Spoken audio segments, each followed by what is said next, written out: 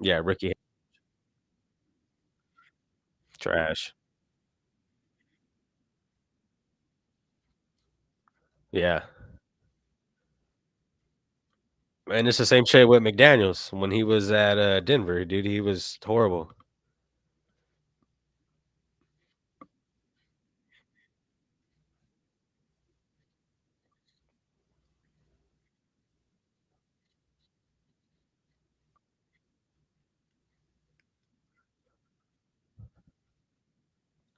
Yeah,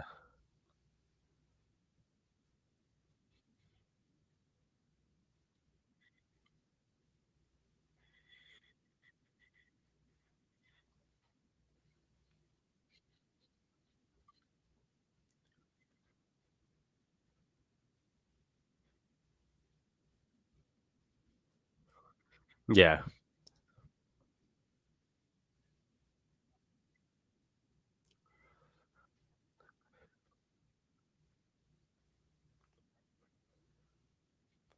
yeah,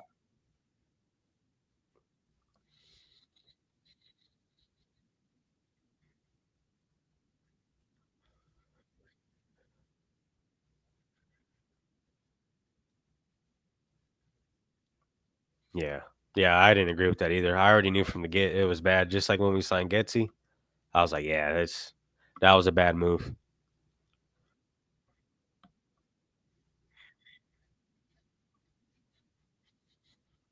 Yeah,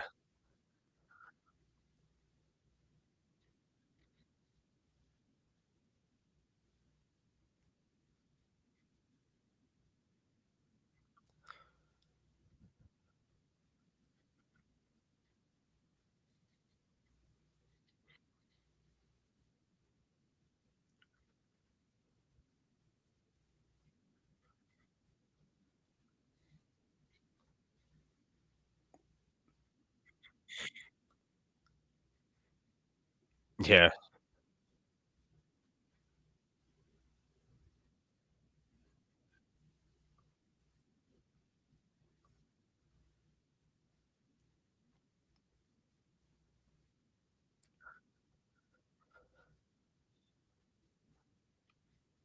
yeah.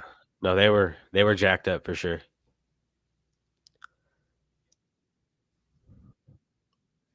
Yep, yes, sir.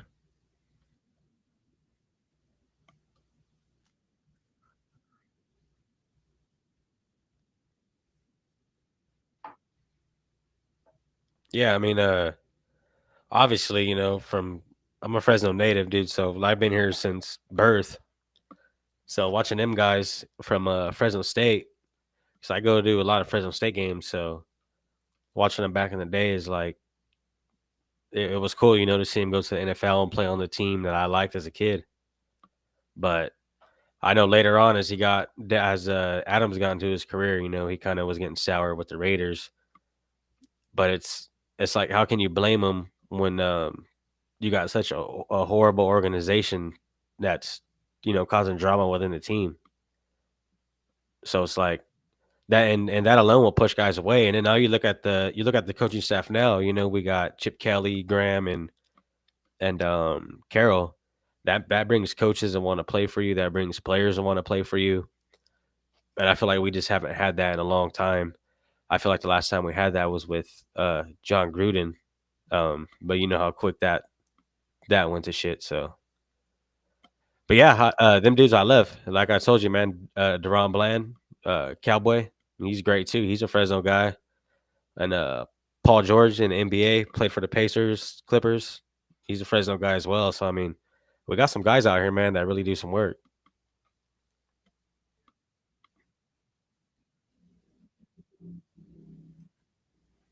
Yeah, hell yeah,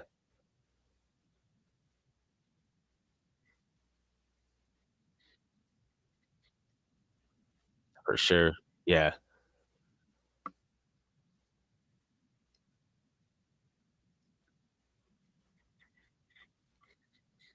yeah,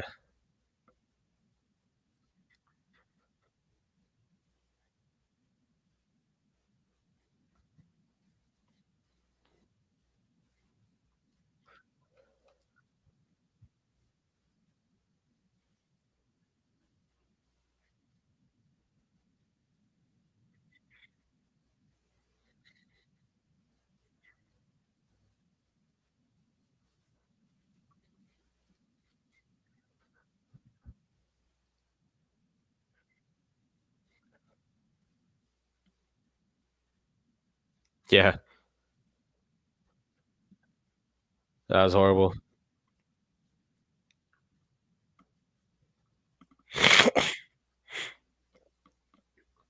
Yeah, yeah, I believe I am.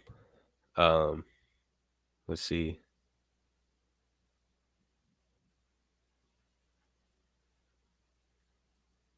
Let me pull up.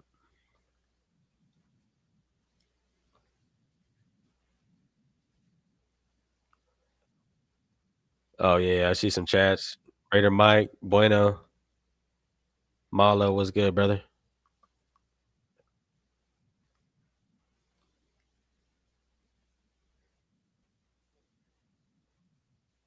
Yeah, hell yeah. Thank you, everybody, man. I appreciate it. All the support from everybody as well.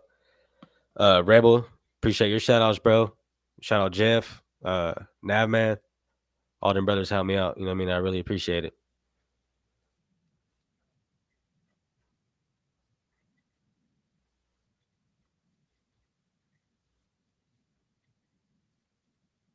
Yeah. Yeah, no, that's how I am, bro. Like, regardless of what they got going on, bro, I fuck with everybody. You know what I mean? I be cool with everybody. I ain't got no problem, nothing like that. It's all Raider love. And shout out to Captain Jack too. He's a real dog as well. I appreciate him.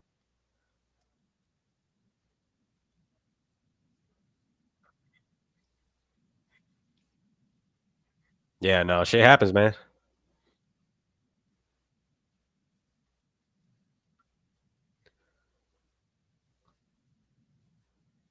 No soccer, bueno, no soccer. Was it good, Rosetown?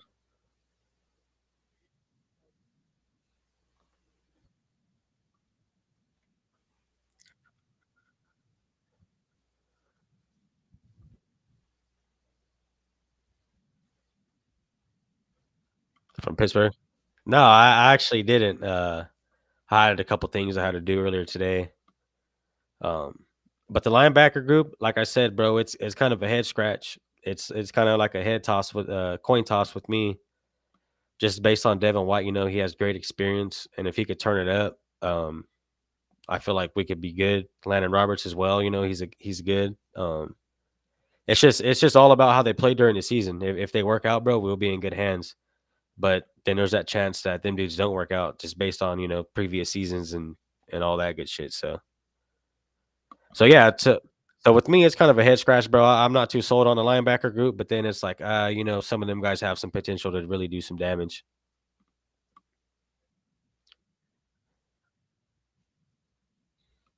The Bergs, yeah, I like both of them. Yeah,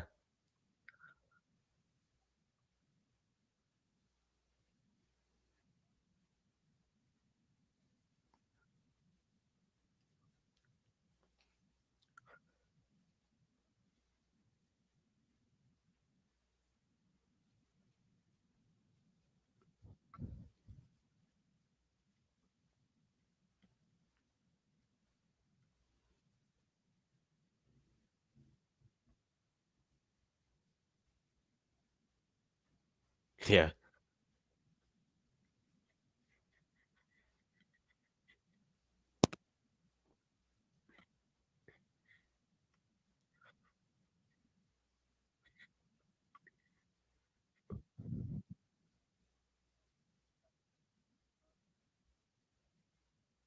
no, yeah,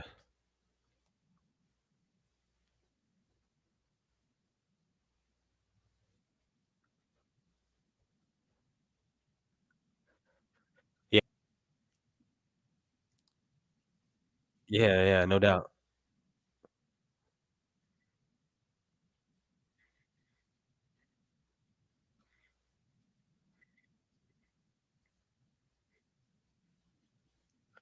Yeah,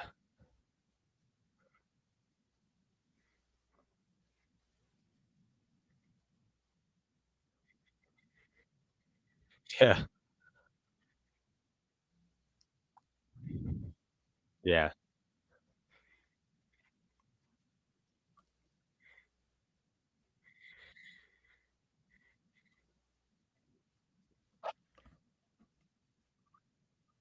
yeah, Yeah,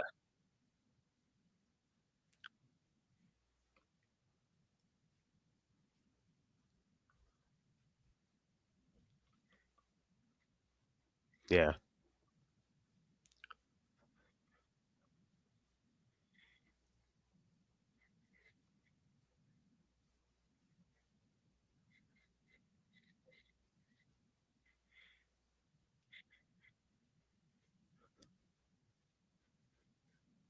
yeah. That's what we need. Yeah, hell yeah.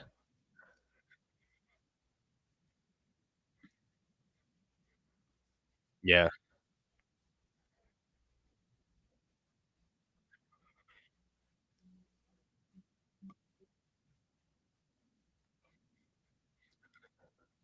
yeah. For your family, right? There you go. For the kids, man, for the kids.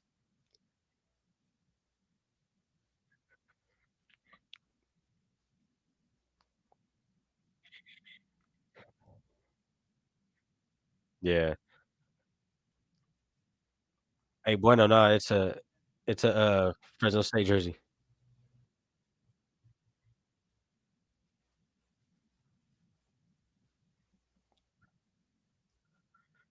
Yeah.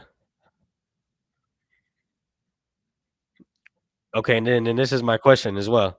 So it's like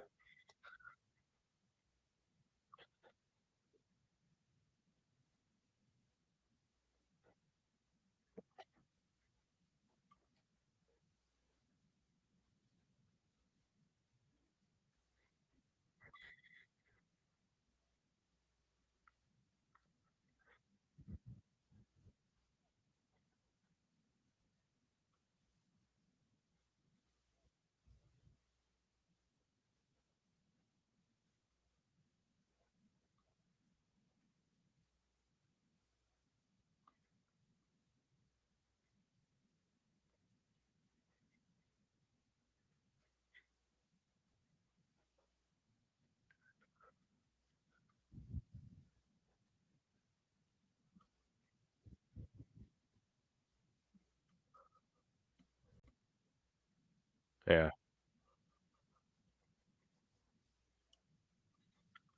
What's good, Jeff? What's good?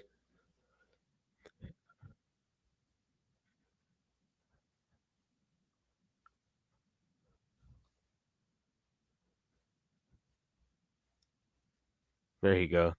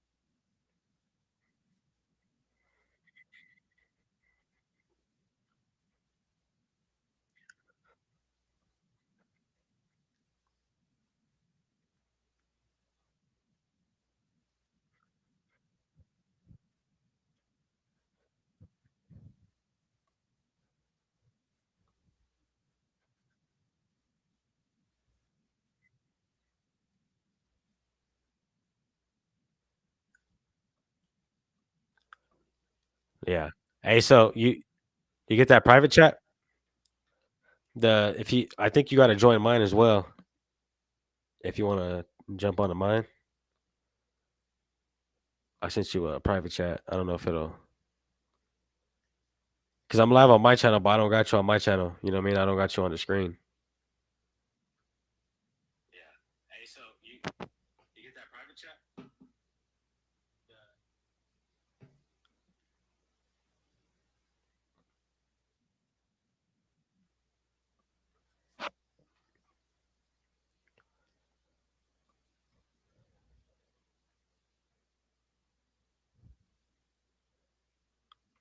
Let me see.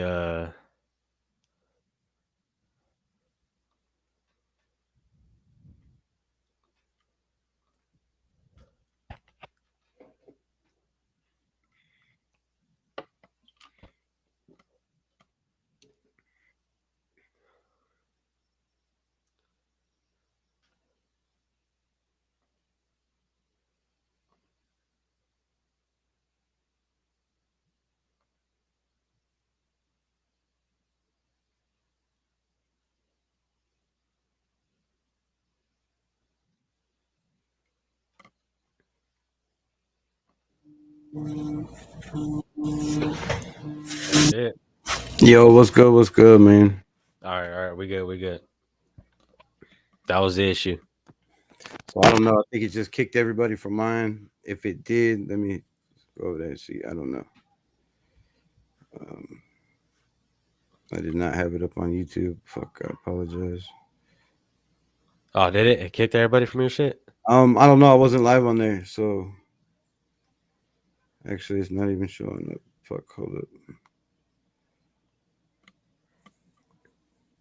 So I don't know. I think it just kicked everybody from no, mine. That's good. That's good. All right, hell yeah, we good then. We good. Appreciate everybody in the building though for sure. Marcus, Bueno. I don't know. This is weird, bro. I don't know why it's not.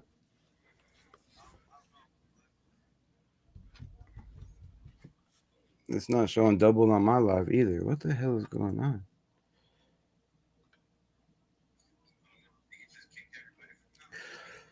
Let me see. What's good? What's good? So yeah, man, I don't know what the hell is going on. I guess basically they're just watching me talk to you, but they can't see you. Hold up. What the fuck can I do over here? Let Edit me see if I avatar, could. video settings. No, no, nope.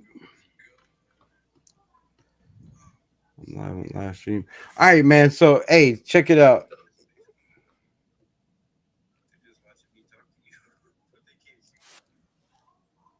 Yo, Hold up, let me try. Fuck, I can't do that either.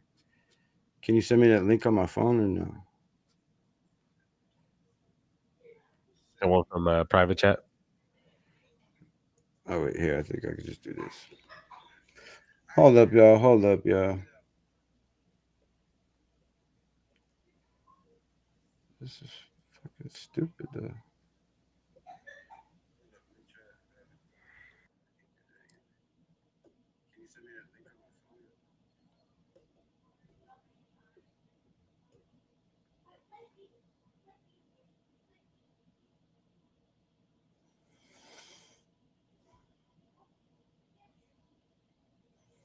And if I wouldn't have been a little late, we could have figured this shit out. But my bad. I apologize, y'all.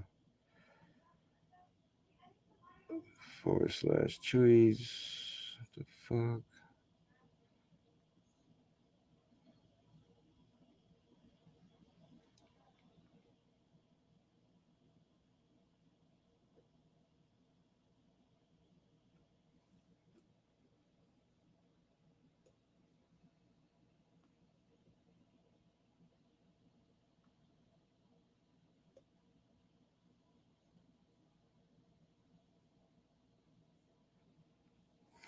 Damn. Can somebody redrop? Oh wait, there it is. Fuck. Never mind. Appreciate you. No, it's supposed to pin. Damn it. This is bullshit. Hold up, man. It's not letting me pin it in the chat. Anyways, if y'all on my live, jump over to the link in the chat to Chewy's. I'm gonna turn mine off because there's no reason for me talking to him if y'all can't see me. So if y'all would jump over to the other side, I appreciate y'all. I don't know how I'm gonna fucking end it though. Fuck, hold up. I'll be back. I'm gonna hit this. I'm gonna end mine.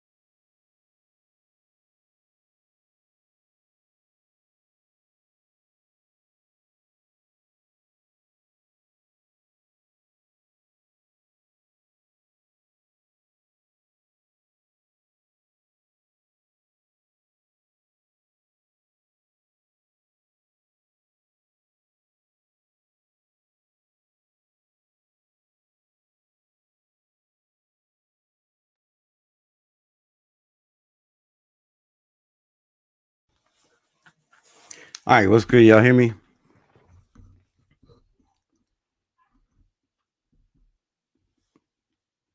I can't hear you. Yo, yo, yo, you hear me? Oh, yeah, I got you. I got you. Marcus was good. Rosetown, my bad, G. Cool, man. So yeah, I shut mine down. I don't know what the hell is going on. Why it's not showing both people on both streams? Yeah, we'll I Because guess when I we'll went figure back, it out for the next one. yeah, yeah, we'll definitely figure it out. But when I went back to mine, you were gone, so I don't know. I don't know Yeah, what that's the hell fucked happened. up. But yeah, man. So I'm not answering right there. So we talked about linebackers. You know how you feel about the defensive back where you sitting there. Do you like any of these UDFA's? For the DBs, there's some potential there for sure. Um, but like I said, man, we really need to go reach out for a real dog, and I think if we grab Ramsey, bro, that would complete pretty much what we're looking for. You know what I mean? But I think Stokes will be good. I mean, you know, Chin back there too. I think he's a good pickup. Um, yeah, I mean, like I said, I'm not too sold on it, man. But just like I said about the linebackers, there's some potential there. Yeah, I feel like you know I talked about it the last couple of nights on mine, but I feel like um, Mello Dotson has a nice chance to make this team. We need somebody that can step in, play that slot receiver. I think at the position, with time, not in the NFL, obviously, but in college, that's kind of his spot. So they've been playing a bunch of guys there.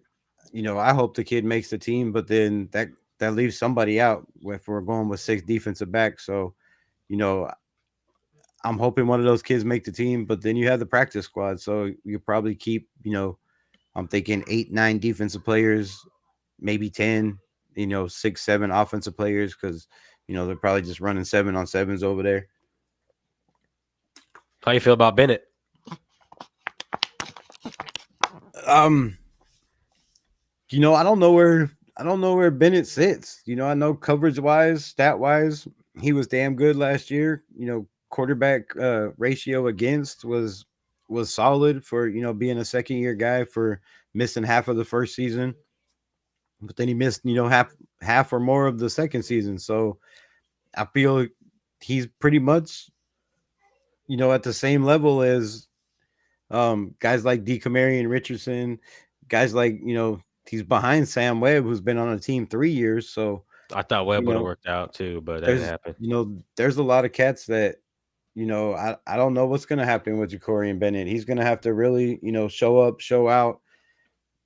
Is he done completely healthy off the injury? I don't know how bad the injury was. So Yeah, with Eric for Stokes sure. in the building and now bringing in Darian Porter Jr. and there's been talk of him getting first and second team reps. So if he's getting first team snaps, somebody's the odd man out, and it very well could be Jacorian Bennett if he can't play the slot. Now, I don't think they're moving Eric Stokes to the slot. He's not.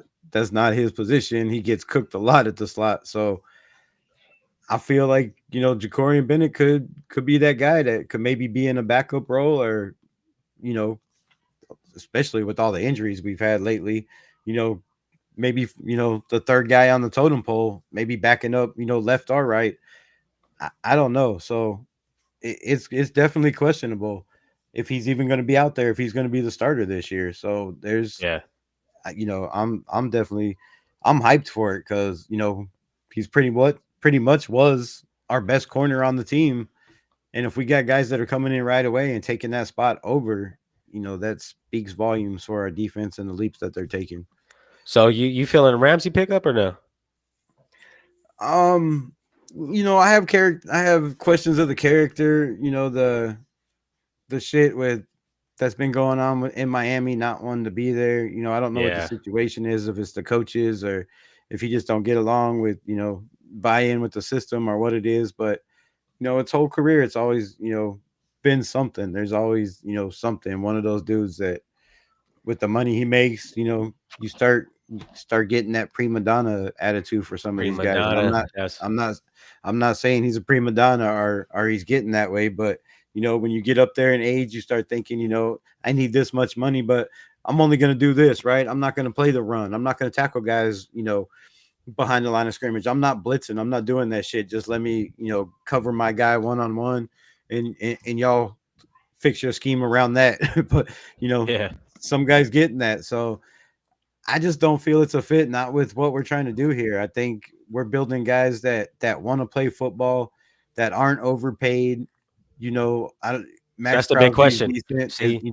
His Yeah. deal is up there, so we're not bringing in guys that are guys that are going to be overpaid that we're going to take chances on. Like Yeah. Christian No. Wilkins, they restructured his deal. That was I thought way too high from the grip. So Especially off the injury. Like, come on.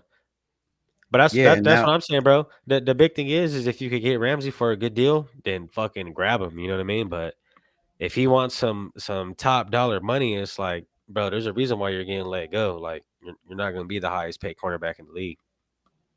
Because if that's the yeah, case, then you would stick with Miami and do your thing there. So that's my thing. I would love to grab Ramsey. It just depends on what they can do. You know what I mean? yeah, I think the money's not what they're trying to spend. I don't think they're trying to bring in, you Not know, now. if they're trying to win now and they're in win now mode with paying Geno $66 million guaranteed, making sure Max was good, but they have other questions. We have other things we got to worry about. Do they keep, Colton Miller? Do they pay him now? Is it the middle of the season? Do they wait to see, if he's still that guy? Same thing with Jacoby Myers. Do you pay him or do you bring in a guy like Jalen Ramsey? There's a lot Yeah. of questions. We have money, but you got to have money for during the season. We seen last year with all the starters we lost. They had to bring in guys constantly. They were constantly, cutting guys and bringing different guys in on the roster. I think it was 5 or 6 different guys they brought in last year. So yeah. you got to have that money to play around with. So, I mean, if you go out and he runs $20 million, no. But if you can get him, for half of that, or even cheaper on a 1 year prove it deal, then that shows he wants to be here and he wants to play for the Raiders. But if you're not willing to Exactly. play, for less money or a way cheaper deal than you are with anybody else, then you really don't want to be a Raider. And I just don't want you on a team. Yeah. No, I feel you on that. Yeah, we got to have good attitudes, bro. That's what runs the locker room. Yeah, That's why I said when you got a guy like McDaniel's in there, McDickhead, yeah, them dudes were lighting up cigars when he was walking out the building. It's like that ain't supposed to happen when a coach gets let go. You know what I mean? That's like when John Gruden let go. I mean, me personally, as a younger bro, I love John Gruden, especially watching all the shit he was doing with the quarterbacks and all that. And when he got let go, it was kind of like everyone was like, "Damn, like that dude's like a legend." You know what I mean? yep, But when McDummy gets let go, they're lighting up fucking cigars and popping bottles and all kind of crazy shit. yeah. Like, how do you feel about that smoking cigar shit? In the locker room after meaningless, stupid ass wins. To me, I'll go first, but No, to me, I thought it go ahead.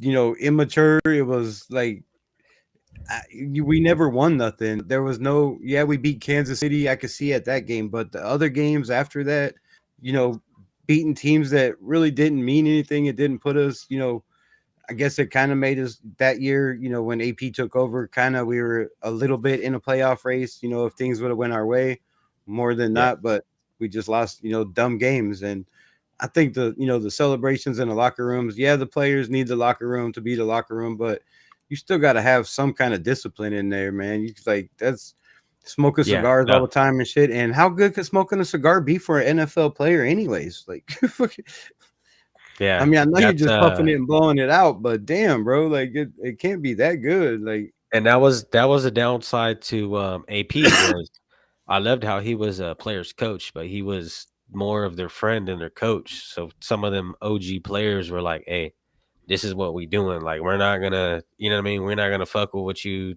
got going on," type of thing. And I yeah, feel like like AP was kind of leaning on some of the OGs, which is like, if you're the head coach, bro, you got to grab them dudes and be like, look, this is our game plan. This is what we're going to do. Like, I'm the head coach. Like, I couldn't imagine some of these guys trying to tell Pete Carroll what to do. That's just not going to happen. Or yeah, I Chip think Kelly. That's not going to happen at all. You know what I mean? I feel that was a big one. You got, yeah, guys like, Max Crosby run the locker room, and Which you he's got a to good have. dude, good leader, Yeah, but yeah, he's a good dude, but yeah, you can't have players like running the locker room. There's got to be some nah, kind of discipline, and yeah, you can have fun. Yeah, you can be yourself with shit in there, but I believe that was another reason Devontae, Adams was like, bro, it's chaos in here, right? Like it we're was, we're, yeah. we're not winning games, and then we go on a 3-game, 2-game losing streak, and then win a game, and we're acting like we won the Super Bowl, popping champagne bottles and shit. Like With the it, 4-game it was winning just season, how you gonna wild. do that? Like, Yeah, yeah. To yeah, me, it was overkill, and that's part of the coaching. Like you can't be a father and raise your kid to cuss, do what he wants to do, and then when he turns 16 or 17, you try telling them, hey, you can't do this or you can't do that, bro. They're not gonna listen to him if you're buddy with them their whole life, and then in key moments you're going to try to discipline them. It's not going to work. You still got you could be a friend, you can and a father at the same time, but you got to have boundaries. You got to set boundaries. yeah, nah, for sure. Rebel, Candy said, "What happened to your channel? We had some shit going on, Candy." Oh yeah, I don't know, we'll figure it out next time if we do Gio this said again. smoking cigars was embarrassing because it had no significance to anything other than the Raider way. Yeah, but the Raider way was should be winning. Like it should have been the violence and the ill intent and the physicality that they preached that they did not bring.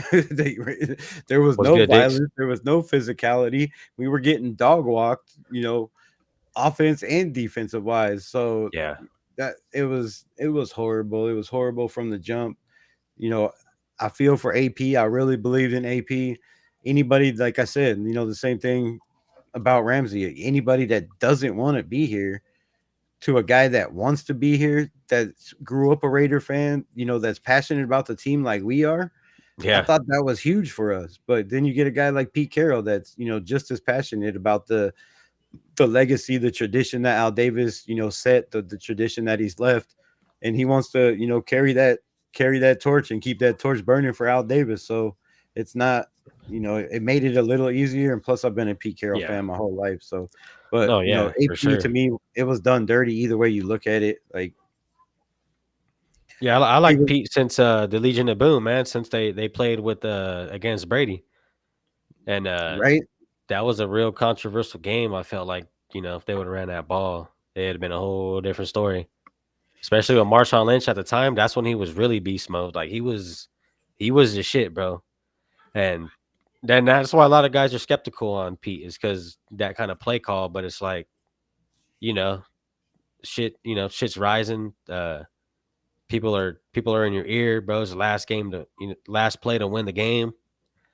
So it's like there's a lot of factors that come into play. Maybe he thought Patriots were gonna do a full on blitz because they knew Marshawn would get the ball. So it's like you can't really blame him on that. But I've liked Pete for a while, like you said, since me at least since he played with the Seahawks, coached the Seahawks. Yeah, I think he took it.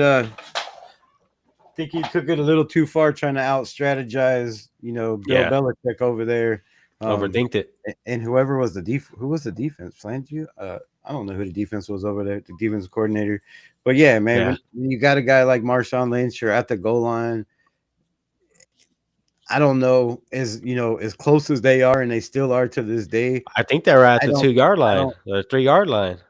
Yeah, yeah. I mean, still, like me, you're inside the 5. That's goal line territory. Like Yeah, you got to give it to him in that situation, and to not show faith in a guy, you know, like Marshawn Lynch said a lot. I think it goes down as probably one of the stupidest plays ever, in Super Bowl history. You you have a see it chance to everywhere. just finish it, to end that shit, and to have another ring, to have two Yeah, rings. And sometimes you just overthink shit. And I think he overthought it. Was like, man, they know Marshawn's getting the ball. If we exactly. could just, suck the defense in, it should be easy money. But Which shit a happens. pass was a close ass catch. Like that could have been a fucking catch, bro, if he was a little more physical on that. That's what I'm saying. Yeah. It almost worked, but it didn't quite work. Yeah, if it worked, he was a genius, because everybody, oh, they everybody was thinking it was going to be the Marshawn, right? And Yeah, then yeah, yeah. it works, and he's the greatest. It's the greatest play ever. He's a two-time champ, but Because it I remember failed, watching and that game, and everybody's I gonna was like, question that play. they got it on lock. When I was watching it, I was like, oh, they're gonna run it with Marshawn, and Oh like yeah, I'm sure everybody, and when everybody on the everybody planet, was but watching it, they had the same expression I had when they fucking threw the ball. exactly, the 5 million people, watching, or however many people around the world watching, and we're all thinking the same thing. Oh shit, Marshawn Lynch is about to ice this. Exactly. Yeah. But despite that, I think Pete's a damn good coach, and I think he for sure knows how to work with the players, and I think we'll be all right, especially on the defensive side. He leans more towards the defense, and Graham is a defensive coordinator too. He's a wizard, dude. I mean, a lot of those games last year were pretty close due to our defense. We had 5 games that we lost by one possession, and if we could capitalize off that, that would have been 9 wins. See, I feel a little different than some of the people do about Graham. His run defense has been trash. It's been ass wipes his whole career. No matter whether it's Miami, the Giants, it doesn't matter. Wherever he's coached, Yeah, that his run defense has not been good. It's just never has. Now, whether that's the defensive line or the run game coordinator, which Mike Caldwell, I believe, was the run game coordinator last year. This year, for the first time, it's going to be damn, I can't think of nobody's name. Robbie Leonard. So Robbie Leonard's not only going to be the D line coach, but he's going to be the run game coordinator on defense. We'll see if that makes a difference, right? If that changes anything up. I thought Caldwell was going to do a good job at that, being a former yeah, defensive coordinator, right? For the Jags, I thought being a run game coordinator shouldn't be a problem, but that was one of our worst, biggest problems on defense was stopping the run, but it has been a problem for Patrick Graham, and also passes over the middle. Patrick Graham gets cooked over the middle. His defensive constantly get cooked, whether we're in cover 2, cover 3, what doesn't yeah, matter what scheme we're in. It's just somehow the middle is always seemed to be wide open. But last year, I will say I believe last year was his best year coaching, in my opinion. You lost Max Crosby, you lost Christian Wilkins, you lost um you lost Malcolm Coons. That's 3 Pro Bowl type caliber players on your defensive yeah, line. You lost in the first, 6 games. One of, 2 of them in the first 4 games. So for him to lose that up front and to bring in guys like Jonah Lalu, shout out to Patrick Graham and Robbie Leonard. yeah. Jonah Lalu played his ass off. Baller, Um, man. I was talking about this dude, highlighting film, was like, man, keep an eye on this guy and keep a name on it. And, hopefully he's been shining out there, people turning heads in practice and OTAs. So he's just keeps going and keeps going, man. The sky's the limit for that guy. They brought in guys like Caleb Von Chasen, who I was very pissed off that we let go, not knowing what Malcolm Kuntz is going to be coming off the Yeah, injury. So there's those issues, but I feel like he did his best coaching last year, right? We had Jacorian Bennett out. We had yeah, yeah, yeah. Marcus Epps out, right? Then you had Divine Diablo out, off on, off on, off on. You had Nate Hobbs missed what 4 games, 5 games. So for all the players we missed last year, and as good as our defense was with the young I feel you. guys, that's what gives me the most hope for this year. Now people can say whatever. We gave up, 25th most points in the NFL last year Yeah, with a bunch of young guys that are in a different system. Pete Carroll is a defensive back guy. I with think that's going to be a experience. big difference. I think Yeah, Marcus Robinson is going to be a big difference. So, yeah, yeah, yeah. with the depth and the fact that those guys played like they did last year, it just, to me, I feel like, this defense has a potential to be even better than I thought they were going to be For last sure, year before all the injuries. for sure. And then I know how you said you feel kind of different on Pat, but this is my thing. Now we have Pete Carroll to kind of over, overturn Pat. Like, hey, bro, nah, like this is what we're gonna do. You know what I mean? Like, we're not gonna. You know what I mean? I feel like Pete could kind of run Patrick Graham up on some defensive game, and And maybe, maybe Pat felt like he knew more than AP last year. That's why Pat was kind of doing his thing. But now when you get a coach who got some real veteran experience, really been through some shit, um, you know, you tend to respect that a little more. Right?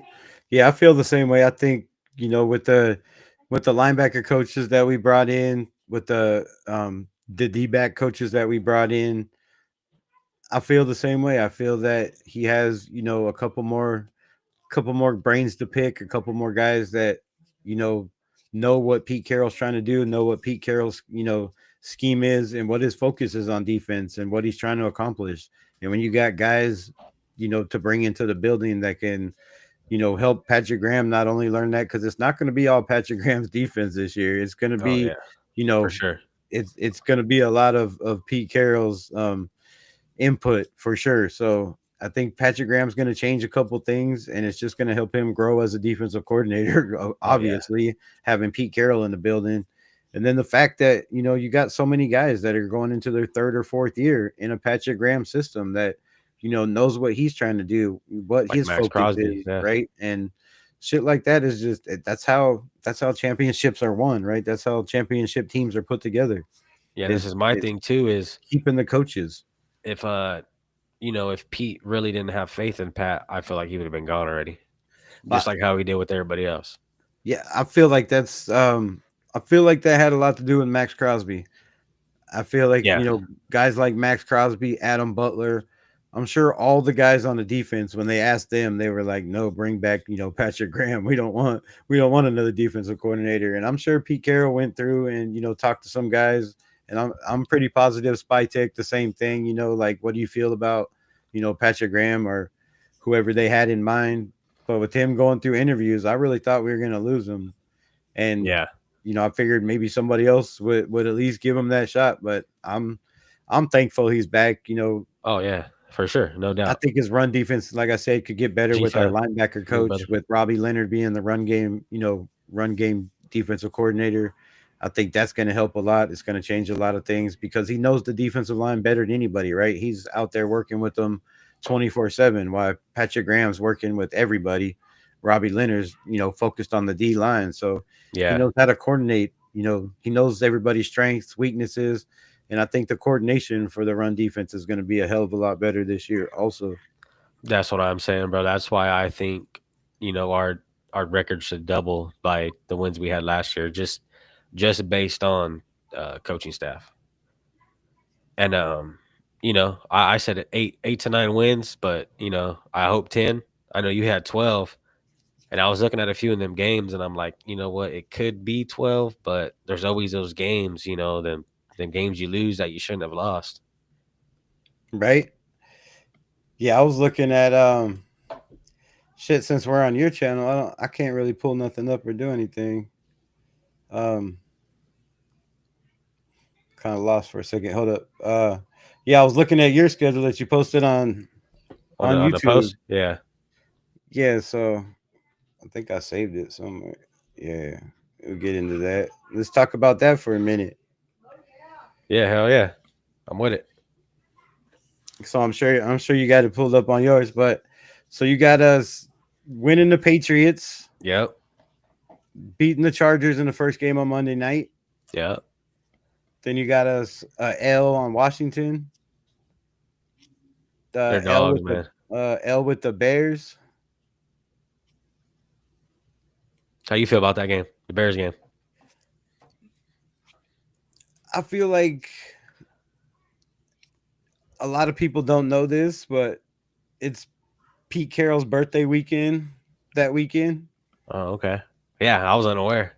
and I don't think this team is Loses that not going to week. let him celebrate with a L to a man that was supposed to be the coach that a lot of the nation wanted over Pete Carroll. I think Pete Carroll's got a fire lit under his ass in this game. I think he's got something to prove, not Oh only to yeah, Brady, to Spytek, to himself, to everybody that wanted Ben Johnson and thought, he was going to be the guy, and they were going to pick him over Pete Carroll. So I think Pete Carroll's going to have this team fired up. I think he's going to, try to school the young man, show him, hey, look, there's a reason why I got this job and you went to Chicago. you know, exactly. so Yeah, plus being the having all the guys behind him, being Pete turning 74, I think that weekend, that's a big thing. He And will be that's the oldest why, he will yeah, be the oldest coach in the history of the NFL to be coaching at that time. That's a lot of big shit going on in that weekend. And yeah, I see the Bears coming off the first 3 games they play, still trying to put it together. You got a new offensive coordinator, new defensive coordinator, new I head feel you. coach, Yeah, new offensive line, new running backs, new receivers. You got way more new than we got new. Like, so, and you got an inexperienced head coach. You got an offensive coordinator like a Dick Daniels who's never been a head coach before in his life. This is new for him. Pete Carroll, this is shit. He can do this with his eyes closed. So, again, why I yeah, have no 12 doubt, and no doubt. 5, why I have 12 as 5 is because we have an advantage over most of these coaches that we coach. Now you can nitpick, the Yeah, Jim Harbaughs and the Andy Reeds, and but other than that, experience wise, even with those two experience wise, Pete Carroll tops them all. Right? He's going to be the oldest coach in the history of the NFL to be coaching. He has more experience than all these guys. So I believe that's big. That's huge. We lost a lot of games last year because of inexperienced coaching, bad timeouts, taking field goals at the wrong time, not kicking field goals at the wrong time, yeah, um, trying to earn one more yard, going for it on 4th and 20.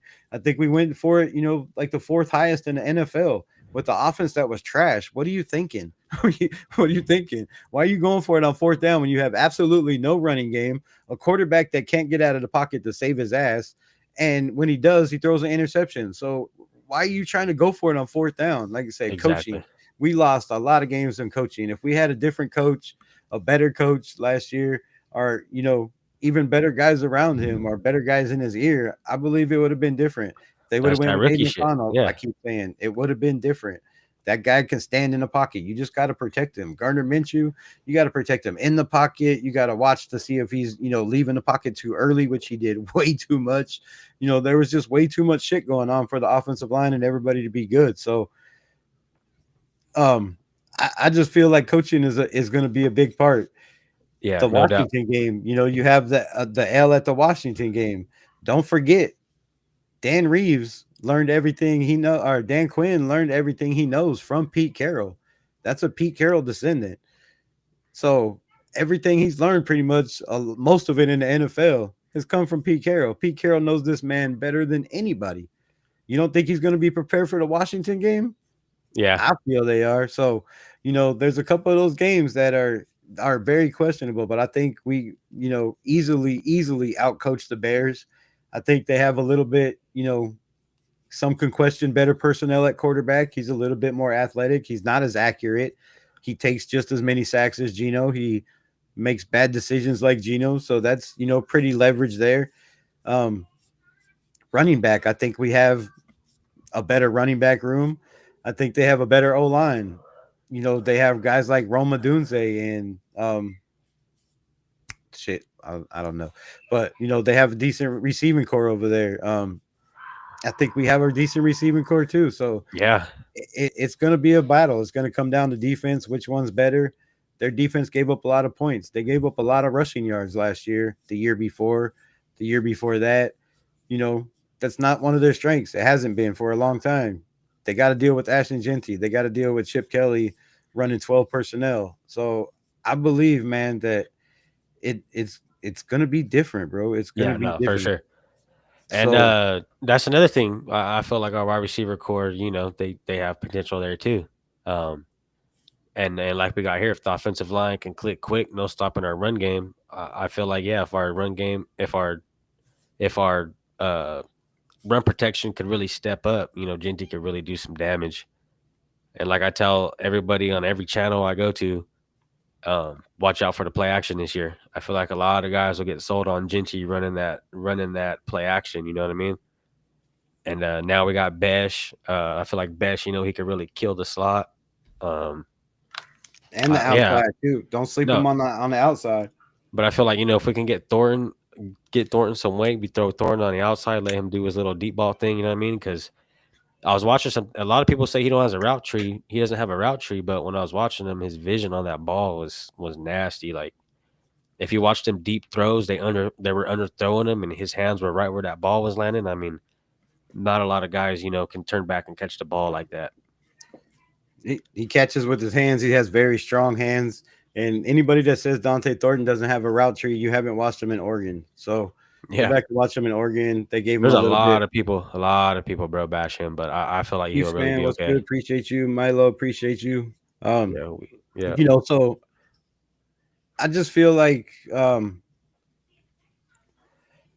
don't know. I think our wide receivers they're gonna be a threat. Dante Thornton. There's not too many people or there's not too many teams in the NFL. And mainly there's not too many teams that we are facing in the NFL that have the defensive personnel to stop an Ashton Genty in the backfield, a Jacoby Myers, a Brock Bowers, Dante Thornton, and Jack Beck. exactly. What are you gonna do? What are you gonna do? You gonna run three defensive linemen? Run three different linemen and drop eight? You're getting cooked. You're getting cooked by Genty if you do that. I mean, he's Yeah, he's going to bounce off tackles all day long. So teams are going to have to pick their poison with this team, and uh, a and lot that's more than people are giving us credit for. If these guys are even close to as good as we expect, Jack Beck, a second round pick, doesn't have a lot of weight on his shoulders. Some people think he's the number one, going to be the number one. I believe it's Jacoby Myers. I think he's earned that right to be number one. The number yeah, one no, doesn't no have to doubt. be the fastest guy that can stretch the field. It's your number one receiver, your best receiver. To me, your best receiver is a guy that doesn't have any drops and catches, for over Exactly. 1,000 yards. So that's the best receiver on the team. Now, Brock Bowers, he's a tight end, right? And he's going to be put in a lot of slot. I mean, they'll put him outside. They'll put him in the backfield. They'll put him at fullback. They're going to put this man everywhere. We already know that. Chip Kelly's going to find ways to use him. So that's another weapon that there's no possible way you can double Brock. And teams that doubled him last year, he still had over 1,200 yards. There was teams that started doubling him week 5, week 6. They're like, man, we got to do something with this guy. Teams like the Broncos, Patrick Surtain, played him one on one. Yeah. That didn't even stop him, bro. So the man's gonna eat. He's gonna get his yak yards. He's gonna get his yards. Oh I yeah. hope his touchdowns go up. Have you seen Thornton? Have you seen Thornton on the yards after catch on them slants he's been hitting? Yeah, yeah. I Dude, mean, when you're 4'3" and he's in 6'5", stride, bro. Yeah, he's in stride. He's killing it. he's got those long steps. I mean, you're 6'5". There's never been an NFL. There's only been 3 receivers in the history of the NFL to be 6'5" and run in the 4 threes. It's Chad Johnson and Randy Moss. And if you put that guy in those 3, I mean, he's got the size, he's got the speed. Does he catch like them? No. Can he possibly under the tutelage of Chip Kelly and Pete Carroll? Absolutely, bro. Like I think we got a damn good wide receivers coach. We got good Yeah, running back coaches. So the development's going to be high for this team. The players, like I said, the players that stepped up last year. Now a couple of them are gone, but most of them are still here that stepped up through injuries. Just shows that you have depth. That's why those guys are still here. I think defensive line, that's going to be a battle. But when you got guys like Dante Thornton, Jack Beck, yeah, Jacoby Myers, and then you're not even counting Michael Mayer, who can block, who can be outside, who can be inside. You can use this guy in so many different ways. Also, it's a lot of weapons. It's going to be hard for teams to focus on who they're going to stop. And I think every week, like I said, we could start out, easily 5-2 or better going into the bye week because teams are not going to know what's going on. They have exactly. no idea, what this offense is going to be. Who's going to be the focal point? Is it going It's to a be whole new Ashton team. Genty? Is it going to be Jack Beck? Is it going to be, we have decisions now. Last year, it was the Brock Beck show. I mean, Brock Bowers Brock show Bowers. all Yeah, day. It was Brock Bowers all the time. We knew what was coming. Defenses knew what was coming, and they still could not stop it with guys like Garner Minshew and Aiden O'Connell throwing them the ball. So if teams aren't scared off of that, I don't know I don't know how people could say I'm a diehard Raiders fan, but I just don't believe in this team this year. If you yeah. believed in them any other year and you don't this year, like I You're don't, fucking tripping. I Yeah. have questions, bro, because this is the most hyped year you should ever have. We have the best coaching we've had, you know, shit, Yep. maybe since John Madden and Flores. I mean, if you want to get technical, and Yeah. then quarterback wise, the last time we had a mobile quarterback was 2016 and before Derek Carr got hurt. That's you know, fuck, what 10 years ago, almost 10 years ago. So we have a running back. We had Josh Jacobs, but we didn't have weapons around him. We had Devontae for a year. That was the main focal point, and Jacoby Myers, who was the second guy. Other than that, we seen what happened when AP took over. The Oh ball yeah. went to Devontae Adams nonstop. It was like we They do with read that Brock shit. Powers. They knew what was coming. They know what's coming. You don't have to stack the box. It's going to Devontae, double team him. And I No think when they doubt. try to double team anybody on this team this year, you're going to get cooked. Gino's going to find, the open guy or Aiden or whoever's in there, either quarterback. I think this offense just has too many weapons, and defenses are going to be shocked at the speed we have, you know, the amount of athleticism we have, the guys that can get open, that can create separation. And then we're not even throwing in guys like Tommy Malott, who runs a 4.39 also. If this guy develops into a slot receiver, man, that's a lot of receivers in the building. That your top six receivers are probably going to get a lot of play time, more than Yeah. people think. Check this one out, Rebel. He said, I see Gino having a Carson Palmer type year. How do you feel about that? See, Gino, what? Geo Max said, I can see Geno Smith having a Carson Palmer type of year. How do I you feel about that? mean, I wouldn't be mad at it. I don't think decent, but Carson Palmer wasn't. I don't know. I mean, yeah. I mean, 12 wins, bro. We in the playoffs, so Yeah, 12 wins. We're in the playoffs, but I don't think he had the greatest year that year. And he yeah, had, but he had a damn good team exactly. around him. So, I feel, yeah, I get that. I'm totally happy, with the quarterback coming in. And like I said, Gino can make mistakes because it's going to happen. Gino's Gino, Eight but to nine.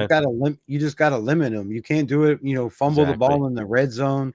You can't, you know, have six fumbles and two rushing touchdowns as a mobile quarterback. Things you can't do in the NFL, right? You can't have 21 turnovers and 21 interceptions. Yeah, or Yeah. 21 turnovers and 21 touchdowns. So I believe, and it's happened. Gino's had his best years with Pete Carroll, man. So that's another positive. But We got um, an AOC number 12 starting QB 2025 from Raider Jeff. Raider Jeff. I like AOC. It's just I don't think he's gonna beat out Gino, but I for sure think we should keep AOC, no doubt. Now, see, I'm a lot of people are going to say exactly what you said and have the same feelings. I don't think AOC can beat out Gino. But if you look at Gino's PFF grade and you look at Aiden O'Connell's PFF grade, Gino had, I believe, a little over 1,200 yards, Yeah, I seen RPO, that. I actually yards, yeah, I actually seen RPO yards. But when Aiden O'Connell had like 1,300 RPO yards, so in a way, way, way, way lesser offense, no running game. I mean, you had David Walker the third over there. You had the other dude that I can never pronounce his name right in Seattle. So you had running backs. The production wasn't great, but you had weapons. Like our guys were just awful. Our run offense was awful. So having that also, I think is a big, big difference. That yeah, no doubt. if you're looking to, if you're looking to just stand in the pocket and throw the ball with Geno Smith, then if that's what they want out of their quarterback, a lot of 12 personnel, a lot of trips right, a lot of movement, then I think, if it's just staying in the pocket wise and they're not looking at athleticism, I think there's going to be more of a battle than people believe. I think when it comes to decision making, throwing wise, I think Aiden has the decision making a little bit better. That's just my opinion. And, Yeah, shout out AOC, bro. He got put into a horrible situation. yeah, I felt like he really stepped up and showed courage and we know a lot of responsibility. You know what I mean? Like he was pretty humble. And I could dig that. I could dig that. I look at the experience for Geno Smith, right? Yeah, he's played in the last 4 years, but before that, right?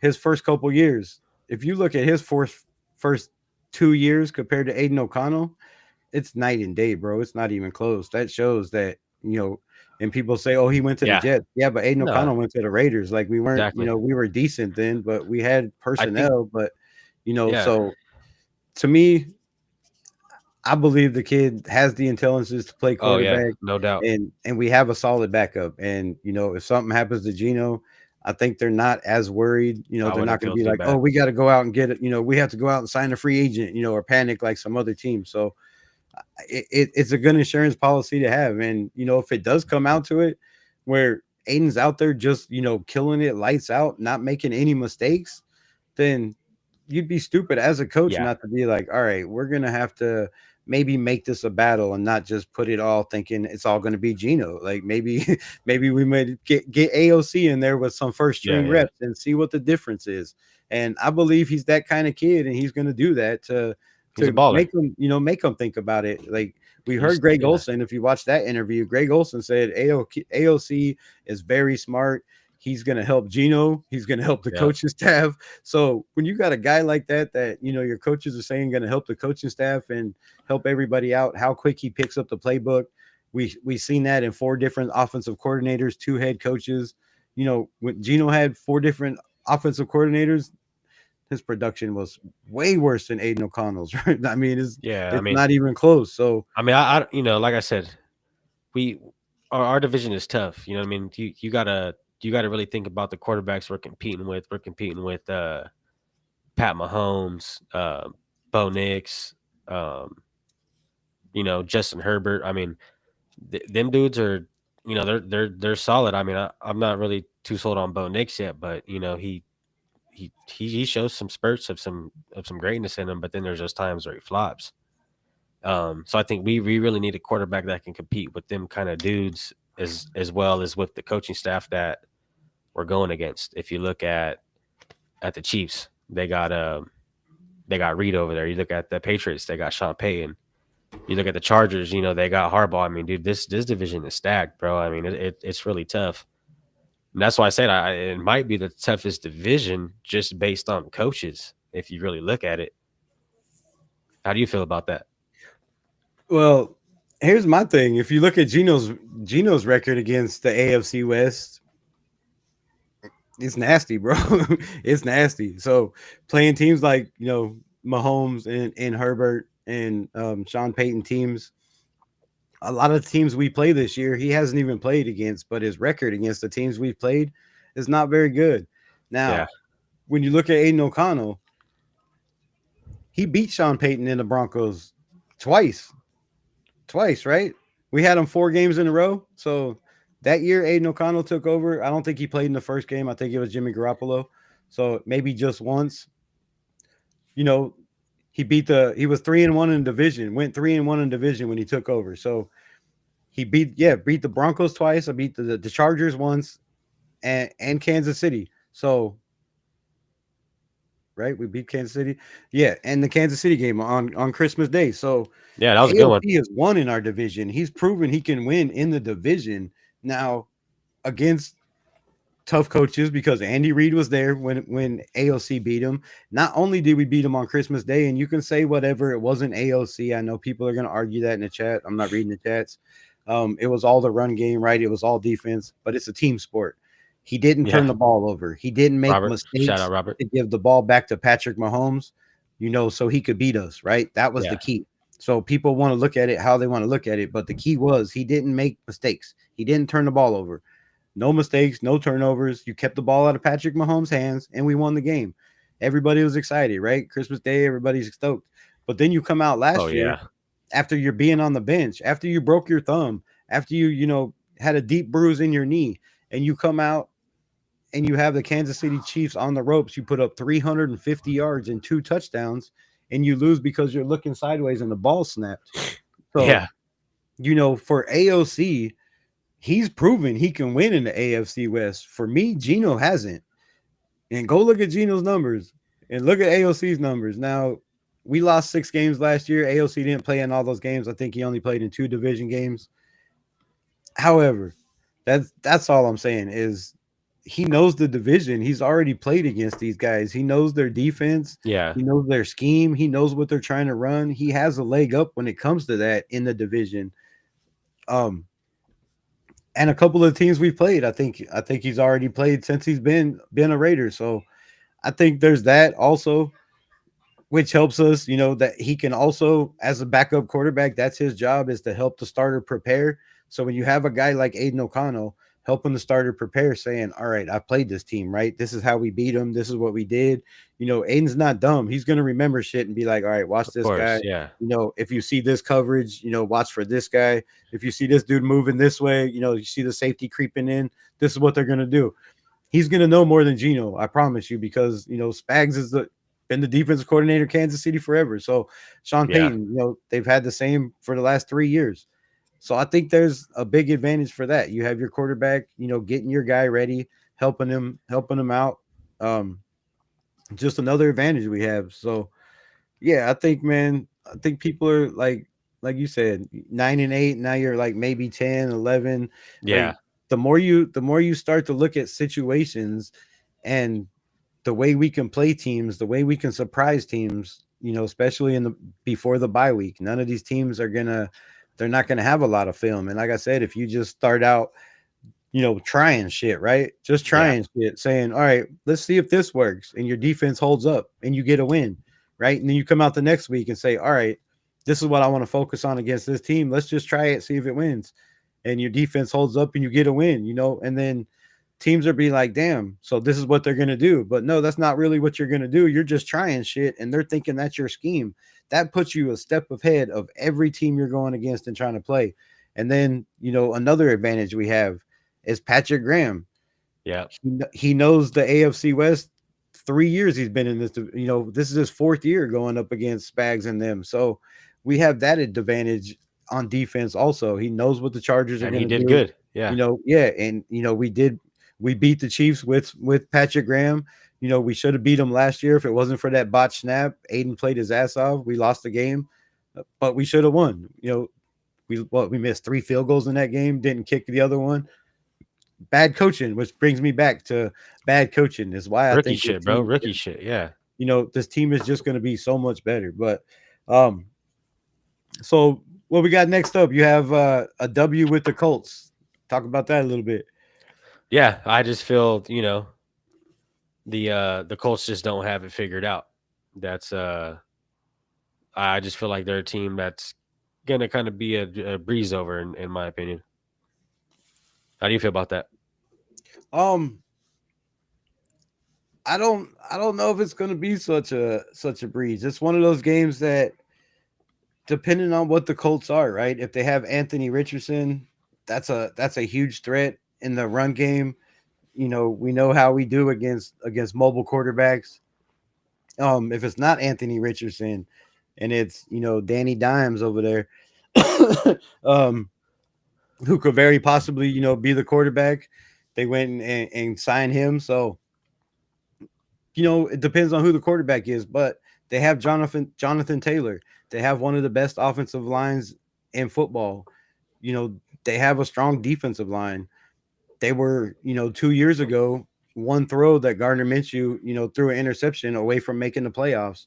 And then last year they went with Anthony Richardson, got rid of Gardner.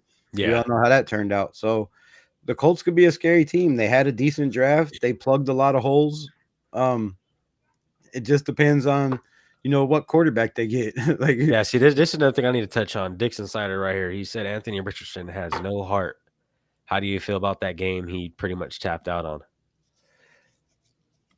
it was a horrible look. It was a horrible look for his team, for himself, for his character. Yeah. You know, how are you going to get guys to believe in you? What excuse are you going to give them Horrible. to for them to not to think that you're just a bitch, bro? Like, and I'm gonna say it. Straight I up. don't care how much muscles you got. I don't care how big and Salute to fast you that. are. Salute to That that. that's some bitch shit right there. You quit on your team, bro. Like, Yeah. what come on, man. Like that's not a dude I would, I'd hate to be in war with that dude and just give up and be like, yo, I'm turning around. I'm done getting shot at. Let's get the fuck out of here. Let's go, right? Yeah, So yeah, that's not a dude that you want to go to war with. Like you want to go to war with guys that got your back, that ain't gonna quit on you, that are gonna get up off the ground, over and over and over again until they can't get up no more. And those are the kind of dudes I want on my team and on my back.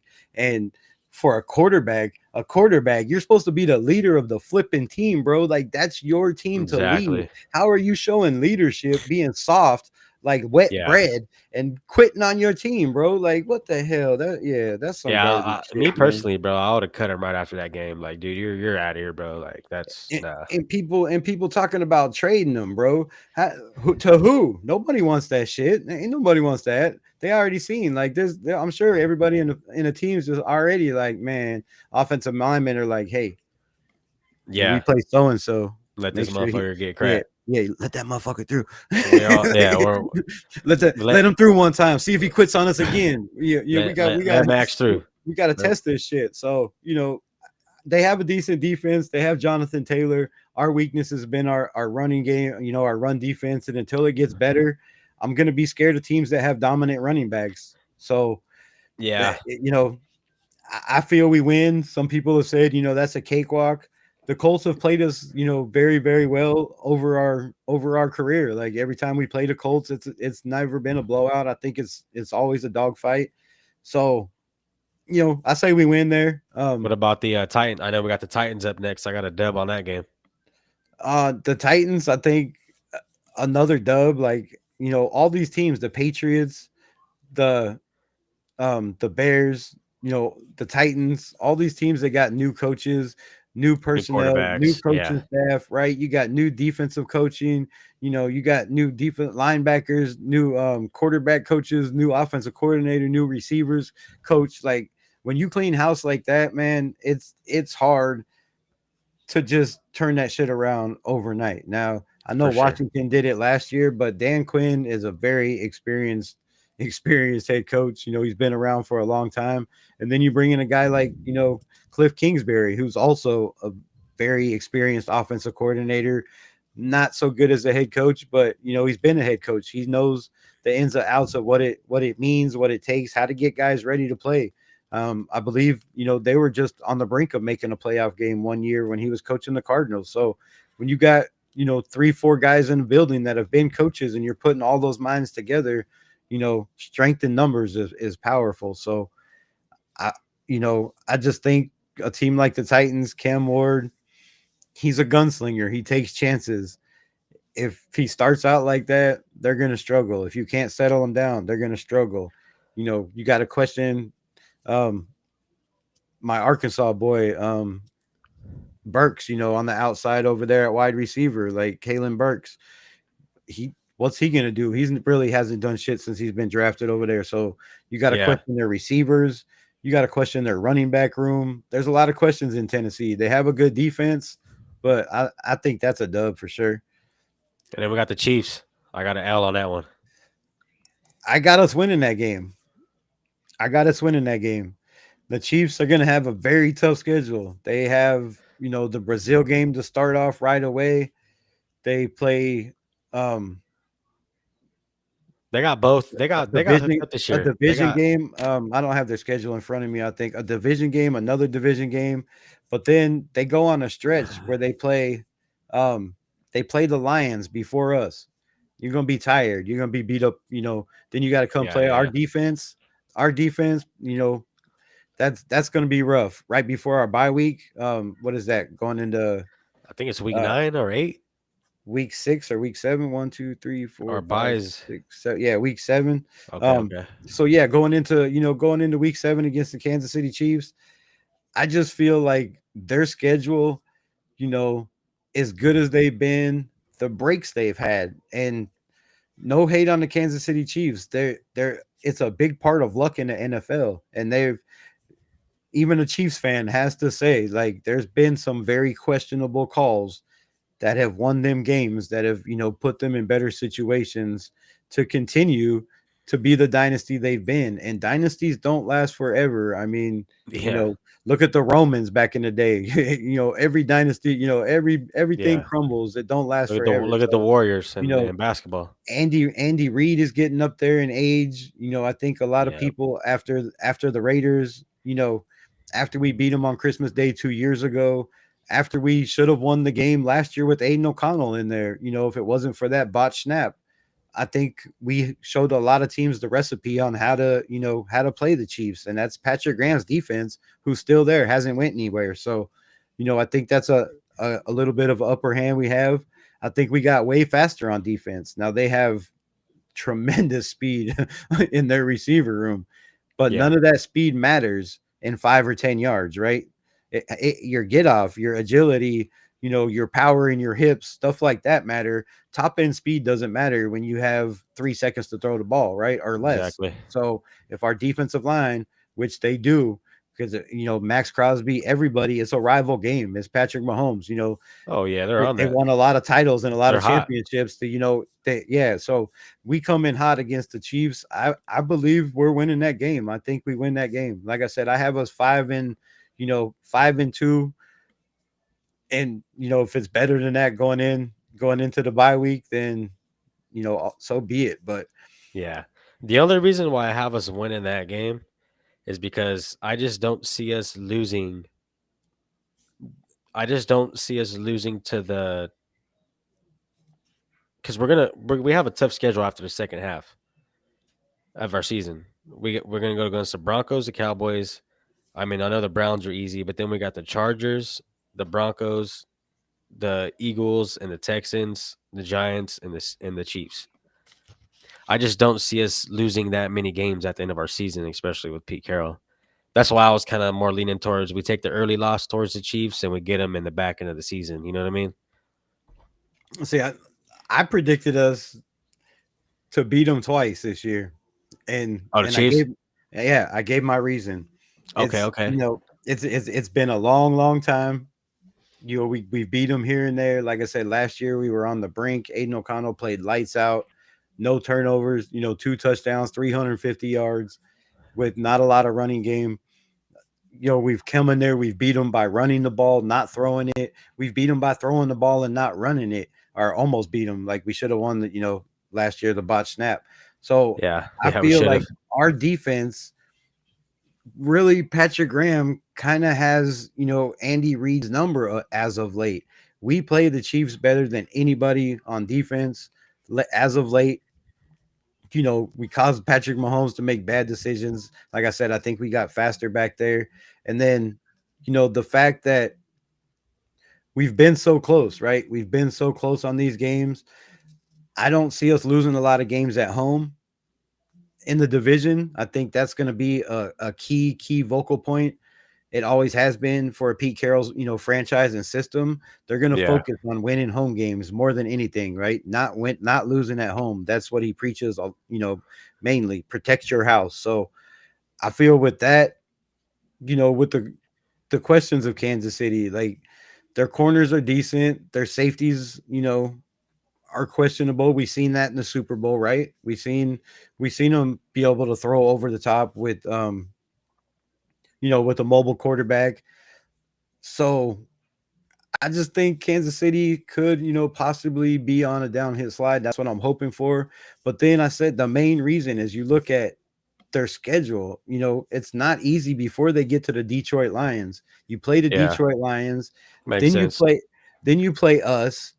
Then I believe I don't know what exact order, but I believe you have the Broncos, you have the Bills, you have somebody else somebody else that's going to be a very tough game. I can't remember who it is off the top of my head. So they have like a 5 or 6 game schedule after week 4 or 5, where they have a lot of tough games, a lot of big games. So that's gonna put a toll on them. Also, they're traveling wise. Oh That's gonna yeah, put a toll on them. Travis Kelsey is not Travis Kelsey what he used to be. Can no they doubt. rely on these young receivers? And like I said, that speed hopefully doesn't matter if we're getting to the quarterback like we're supposed to. So I feel it's a turnaround. I feel it's a shift, and I think that's a way for us is to build momentum going into the bye is to win a close game in Kansas City, and so that's my reasons. I think they just have their schedule is going to be brutal this year. Like the NFL did not do them any Yeah. favors, We got and then Jeff. We got you're 401 Raider Jeff here. 0-17. 0-17. Uh, Ooh, damn. we got G fam. Those days are behind us, Jeff. Raiders turned the corner this offseason for sure, no doubt. If we go 0-17, damn, that's we We might got as well just Geo Max call. here. Raiders 12-5. That's what Rebel here got as well. So Yeah, we might as well give that up. But um, so I just feel with that brutal stretch, with the questions at receiver, they have a lot of guys that are in and out of jail, off the yeah, off the injury list. I don't know how any of that's going to work out. But then also you have questions in your run game. I know Isaiah Pacheco's back, so that's going to be a key difference. But um, I forgot what the hell I was gonna say. Oh, their offensive line, bro. They lost one of their best weapons on their best players on the offensive line. They have a very huge problem at tackle. Who's gonna play that? Now I know they went and got two very, very, very dominant tackles. One out of Ohio, right, and the other one out of Oregon, I do believe. Um, I don't know why I can't think of their names off the top of my head. Too much knowledge in this shit. uh, yeah. We but got him. but their offensive line, they're gonna have probably a rookie out there playing tackle, and then they lost one of their best guards. So can their offensive line hold up? We've seen the weaknesses last year in the Super Bowl, and I believe we have the defense and the defensive line to take advantage of those weaknesses. Yeah. So how do you have us win with the division? You have us. What's your record in the division? What you feeling? Um, like I said, if it all plays out, my predictions, I'm hoping we're 4-2 in the division. I say, we split. Um, yeah, I say we split a game with the Broncos, split a game with the Chargers, and I'm hoping we make a statement with the Chiefs, because what better way Yeah. to make a statement as a coach, as a franchise in your first year as the Raiders, as the coach for and Pete Carroll, is to come in and just make a statement and beat a team that's been in the Super Bowl what 5 of the last 6 years or whatever it is, 7 years.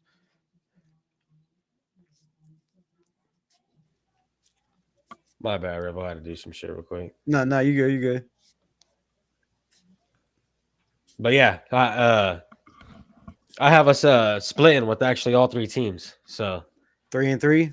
yeah, I mean, just based on, bro, we got a tough division this year.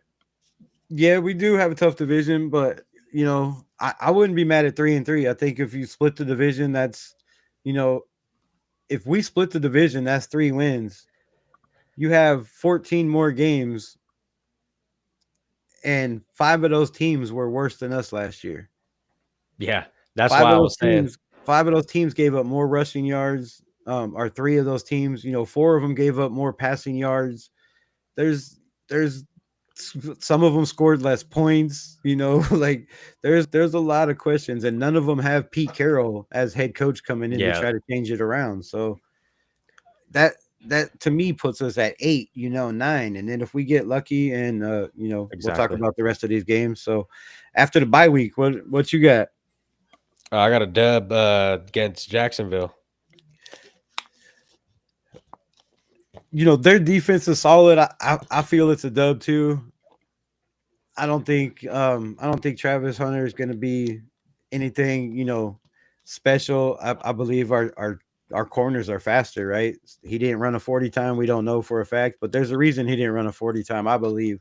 So he looks like he's fast out there, but I think we got guys to hang with him coverage wise. Yeah, You know, um, we're gonna run the ball down their throat. Obviously, I don't believe in Liam Cohen at all. Now, some people might say I'm crazy. Like, they did pretty good, right? He did pretty well as the offensive coordinator in Tampa Bay, but is the minimum amount of experience he has, bro? Is he ready? to really step up and be a head coach after just what 2 years as offensive coordinator, you Yeah. know, I don't think so. I don't think so. I think the guy strikes me as a little goofy. Like I don't know, how you're gonna get guys to believe in you when you have like that weird, goofy personality and shit. Yeah. Duval, that goofy ass shit, bro. I was like, oh my god, they're in trouble. But and then you got to look at the fact that also who knows Liam Cohen better than John Spytek? He's the one that helped bring him in. He's the one that Yeah. probably helped give him the job as the offensive coordinator. He knows what he's trying to do. He knows what he's trying to accomplish on the offensive side. I think that's another big advantage we have over another team. So I have us with a dub, no problem. Hell yeah, we got a Chiefs fan in here. I think you guys will get 11. It's so hard to tell with all the new changes. So Man, okay. if we get 11, I'm totally good with that. And shout out to a Chiefs fan. Yeah. I'll hear some. Okay. 11 wins. That's crazy. Usually all the Chiefs fans say we're gonna get about 2, 3 wins. So that's pretty surprising. Right? I can't see all the chat. I don't know where he's at, but yeah, Chiefs fan, 1969. Yeah, he's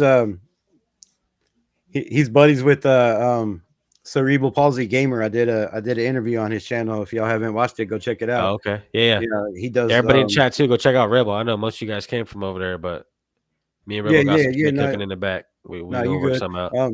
So yeah, go check out his channel. He helps out, Sarah Palsy Gamers. So Hell yeah. look for us to probably, maybe do something, do a little Chiefs or in Raider rivalry or something, one of these I'm games, watching that. week 7 or something. So that'd be cool.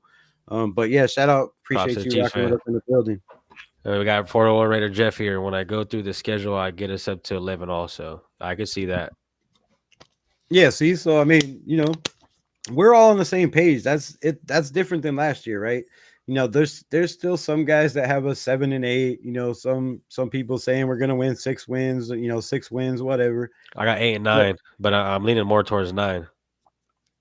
yeah, But then so there's a few of those games where I'm thinking, man, if we could just turn it around a little bit, like you said, we could go 11 to 12, no yeah, doubt. yeah, you just catch a break. Luck Yeah, happens. You get a couple good calls. Going your way. You get some momentum going your way. uh, Especially coming off. If we're 4-2 um, or is it 7 games? If we're 5-2 or 4-3 or shit, could possibly even be 6-1. If you look at those games at the beginning of the schedule, the Kansas City Chiefs and the Washington Commanders are really the only one I'm worried about. But again, like I said, I think yeah, we have a little bit upward advantage on the coaching side because who knows Dan Quinn better than Pete Carroll. So there's a chance we could, shock a lot of people and be 6-1. Now yeah, yeah, I'm not no thinking doubt. that's gonna happen, but there's a very big possibility we could. And if you get that momentum and you go into Jacksonville coming out of a bye and you win, man, it's gonna be crazy. Now I know the rest of the schedule gets tough, right? We got the Broncos on Thursday night. Yeah, shout out Chiefs fan, man. We don't, we just don't like your team, bro. But we're not hating. We're not haters or nothing like that, bro. We're just in the same division.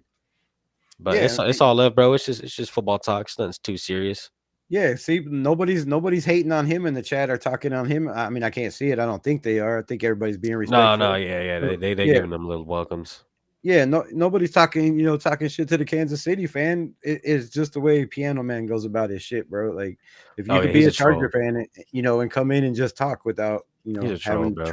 having to be a troll, bro. Having to be a Money troll. Chuck, Piano Man. Yeah, I'm a pin that. Watch out for these guys. Them dudes will stir up some shit on your channel. Yep, yep. Um, so what you got going into what is the Thursday night game with the Broncos? The Broncos, I have us losing that one. Um, I don't know. I know a lot of people are against it. It's just like I said, I don't see us losing those. I don't see us really losing that last half of the season. I just don't think that's gonna happen with us this year. So I got us losing some games early that we probably should win, but towards the end of the season, I think we're gonna cook it up. Yeah, see, I could feel that too, but I'm just the other way. I feel, like you said, some close games that, some games we could lose, and I just feel like they're gonna go probably a little bit different direction. So the Broncos game, that's a home game, right? The Thursday night game, is that home or away? That's in Denver, right? That one, I believe it's in Denver. Yeah. See, in Mile High, man, if we pull out a dub, Yeah, that one's no in matter Denver, bro. Yeah, if we pull out a dub in that, I ain't scared of nobody else on the rest of the schedule. I'm not. I'm gonna be straight honest. you know, yeah. all facts here. If we pull out a dub on Thursday night in Denver, no matter Oh what our yeah, schedule is we'll be coming into lit. that, We'll which be lit. I believe it's gonna be over 500. Like I believe it's gonna be a lot over 500. But if we pull out a dub in Denver in Mile High, I'm not scared. I'm not scared of these teams anyways, but I am way, way, way more confident in us beating, having a chance to compete and beat the Cowboys, you know, the Browns defense, the Chargers, Yeah, the Eagles. We're not going to beat the Broncos twice. They're just too good of a I team. don't. I don't think You so know, either. the Eagles defense, they are lights out. And they grabbed Jahad Campbell. That's who I wanted. And I they like got Jahad. Jihad. I mean, that team's going to be nasty. I think the only way you have a chance with them is to hope, Flags, yeah, a lot of flags and to injuries. hope maybe Genty, somehow out does Saquon Barkley in that matchup, which is, that's asking an awful lot. But if that could happen, I just think I don't see a lot of teams beating Philly.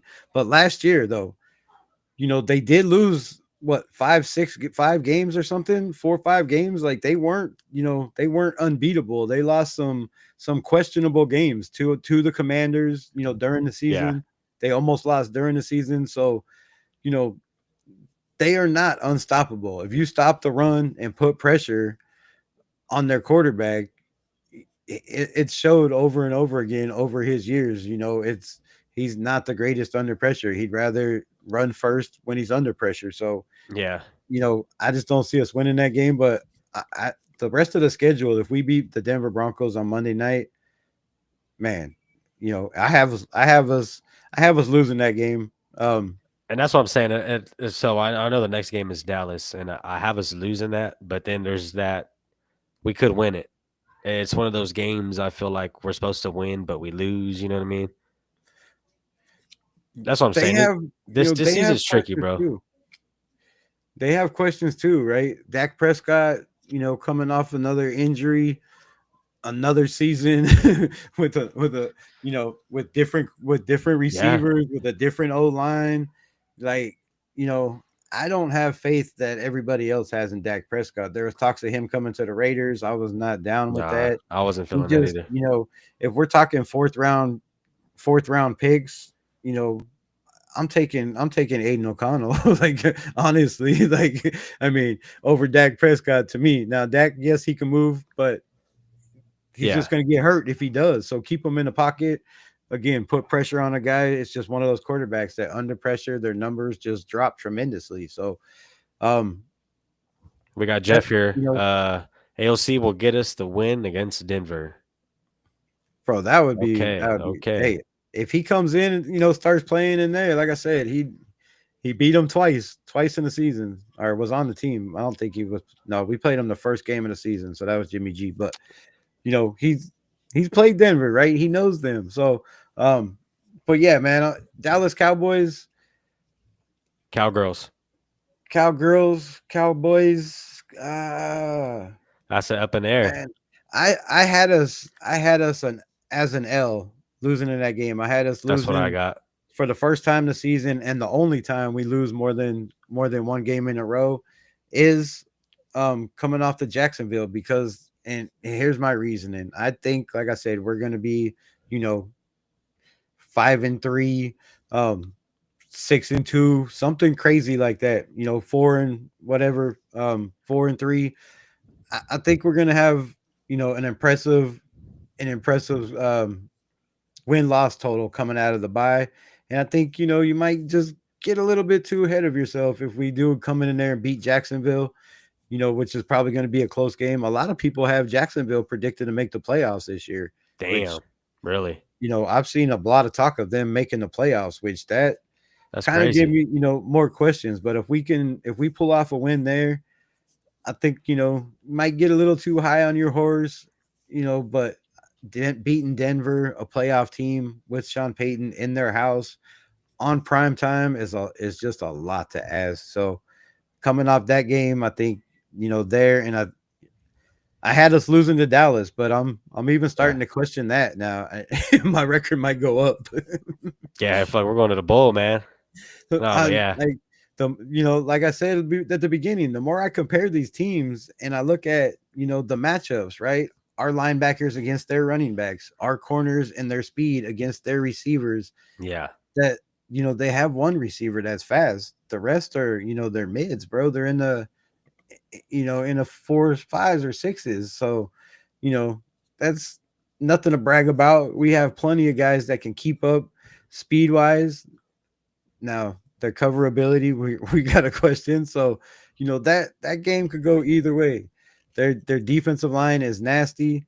If we get the ball out fast, Gino's known for getting the ball out within 3 seconds. So against teams with defensive lines like that, I believe we run that old Rich Gannon style football, right? 5 yard dunks, 10 yards, slants, some in routes, some out routes, some wheel routes out of the backfield. We have the guys to do that now. And I believe that's how we beat these teams with these good defensive lines because, Gino is pretty accurate and he has a quick release. So that's a big positive. But like I said, I have us winning losing a close one, but I'm questioning it still. I might have to rethink that. Yeah. Yeah, I had us losing that one. I had us losing that one, and then we're going to Cleveland with the dub. And the reason why I have Cleveland, us beating Cleveland, I feel like they're kind of on a rebuild kind of thing. They don't really know who they're leaning on towards quarterback, and I feel like they just got some shit that they need to still handle before they could really go into a winning season or at least beat us with our coaches we have. I see the only way being them being a problem is who's the quarterback going to be? Do they get to the point what 8, 9, 10, 11, by week 12, by week 12 are their rookies starting to step up, starting to play more because they have a scary Yeah, defense, bro. They have like 8 guys that can start in the backfield, safety, yeah, yeah. corners, like they have guys on their depth is crazy good. So their defense is tops in the NFL and has a chance to be better with the draft, free agency. If their defense is still tops, top 10 in the NFL, like they've been, I think they were last year, I believe, maybe a little higher than that.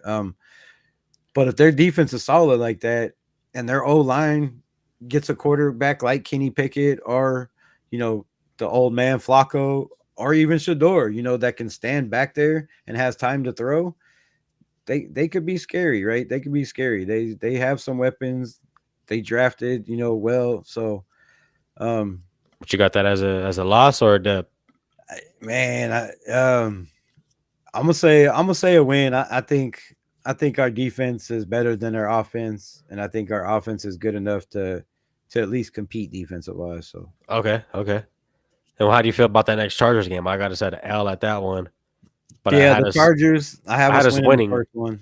I had So us winning that second game in the season though against them. So yeah, the primetime game I had us winning too. So I don't think we're, but I could be wrong. We could go 1-1 or 0-2 to the Chiefs or the Chargers or all of them again for that matter. Um, yeah, I so don't know. I It's have it tough. at L. I have us winning. Like I said, the Chargers coming off that game in Kansas City, a division rival in Brazil. That's going to be a tough Oh ask yeah, for them to play yeah. that and then pack into Allegiant Stadium. That's so I have us winning the second. I'm gonna have to say L. And I think we're gonna come hard that game too as well, It's gonna be especially. close. Like it's not gonna be. I don't think any team. I'm gonna say this. I haven't said it on any of my channels. I don't think any team beats us by more than 10 points if we do lose. I'm gonna say that right now. I don't Yeah, I yeah, don't see us getting beat by more than 10 points like we have been in the past, 17, 20 points. I don't see that happening this year. I don't. yeah, I yeah. think Which our offense is powerful enough to put up points to compete, and I think our defense is strong enough to hold teams, to under 30 points a game like we gave up last year. yeah, shout out to Chiefs fan 1969. Good show. Thanks everyone, but I gotta get to bed. Take care. You have a Hey, good one, brother. appreciate you rocking with us, man. Appreciate you. Appreciate the Chiefs fan. That's good. That's good. We can all get along. See? Damn. And then after that, we got another divisional game. We got the Denver Broncos. I got us in the dub. It's a home game. Yep, that's what I got. I don't see us, I think and the main reason I believe we're 12-5 this year is because a lot of these home games people have as L's. I don't think it's going to happen. I think Yeah, the I main got us on a focus dub. is going to be Allegiant Stadium. If you want fans to come, if you want Raider fans to pack Allegiant Stadium, you got to fucking win at home, bro. You got to protect your house.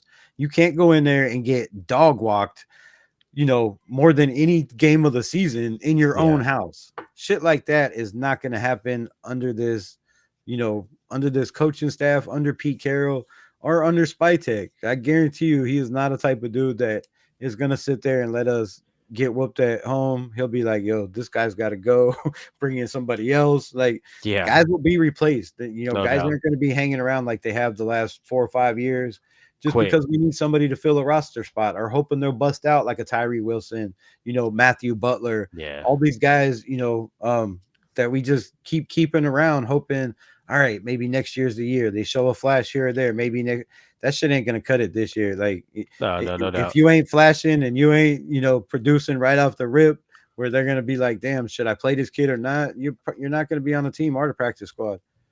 They got Rose Town here. Pete ain't gonna tolerate getting torched in games. I agree. We're that. I feel like that is over with. We are past that now. So Yep, and he's gonna do everything. I guarantee you everything to make sure that it's embedded in these players in their DNA, bro. Protect your house and yeah, a black compete, hole, man. compete, compete. And as long as they're preaching compete, if you're competing, you don't get beat like that, right? Yeah, It's the games you're not competing in that you just get dog walked or drugged through the mud in. It's the games that people give up on, the business decisions we've seen last year. If everybody's competing, if everybody does their 111, it's pretty hard for an NFL team to get smoked unless their offense is just that much better than the defense and their defense is just that much greater than their offense. yeah, It's hard to blow out teams in the NFL. And for for us sure. to do it as easily as we did last year, get blown out as much as we did, it was bad, bro. It was bad. And I don't think it left a good taste in any of the players' mouths. So, yeah, I just don't see us. I think all of our games are going to be tight. They're going to be battles. We got Geomex here. Raiders sweeping Denver. I I've heard a lot of people saying that Denver's gonna sweep us. So we'll see how that turns out. You know, But yeah, I have a split with everybody in division. So I Denver, think go ahead. no, I like I was saying before. I just think our division is so damn tough that I just don't see us really sweeping any of them. And, as much as I hate to say it, and it makes me want to throw up in my mouth just saying it, is I feel like Denver is low key the best team in this division. I mean, right now, the best, they have a young quarterback that's mobile, that can make plays. He can pick up those small, Yeah, yardage first downs. He's not afraid to throw his body at people. He reminds me of a young Derek Carr. I'm gonna say it like that guy that was back in the day was jumping over guys to pick up a first down or trying to dive into the touchdown. Yes, it got knocked into in bounds and it was a touchback or shit like that yeah, happened. I But it was remember the that. effort. It's the effort plays, right? It's the point. It's the 110%. It's the effort. And I feel like that we have that. We have these guys that are going to be willing, you know, to make those plays. So a Denver team, their Denver's offensive line is top 5 in the NFL, top 10 easily, but I believe top 5. They're nasty. They have some hogs on that offensive line. And then when you look at their defense, they're stingy, bro. They're they're stingy. And then to top it all off, they went and got Jade Barron, bro, the best corner in this draft. And write it down. I keep telling y'all, mark my words. Like when I have feelings, they're not wrong very often. Jade is gonna be a star in this league, bro. You Yeah. know, first team All Pro, second team All Pro. I believe if he stays healthy, this kid is he's a dog. And if they use him at the slot, with the corners they have over there. I mean, Denver already has one of the best slot corners in the NFL. What are they going to do Yeah. with him? Are they going to, are they going to trade him? Are they going to put him on a trading block? If Jade steps up and shows he could be that guy, just to take that chance, or do they let it, Jade just come in on certain packages and learn behind, you know, Patrick Sertan and that defense is Oh they're yeah, he's a nasty. baller. Their edge rushers are not elite, but man, they're getting there. They are, they're special on both ends. So Denver, I Yeah. hate saying it. I hate the Donkeys. That's one of the most hated teams I have. But they, I got to be honest, and I keep it real. And they scare me, bro. They scare me for real. Yeah. Yeah, we got Roast on here too. Yeah, Chargers and Broncos definitely improved drastically. I don't see a sweep either. Teams in the division will all go head to head. He pretty yeah, that's where I'm at with it, bro. Yeah, I mean, and it's the hottest, craziest take, but that's what I do on my channel. To say we're gonna sweep the Chiefs, but I just have a feeling with all the games we've been so close, we've been right there, and I think we Yeah. just have, like I said, have their number on defense.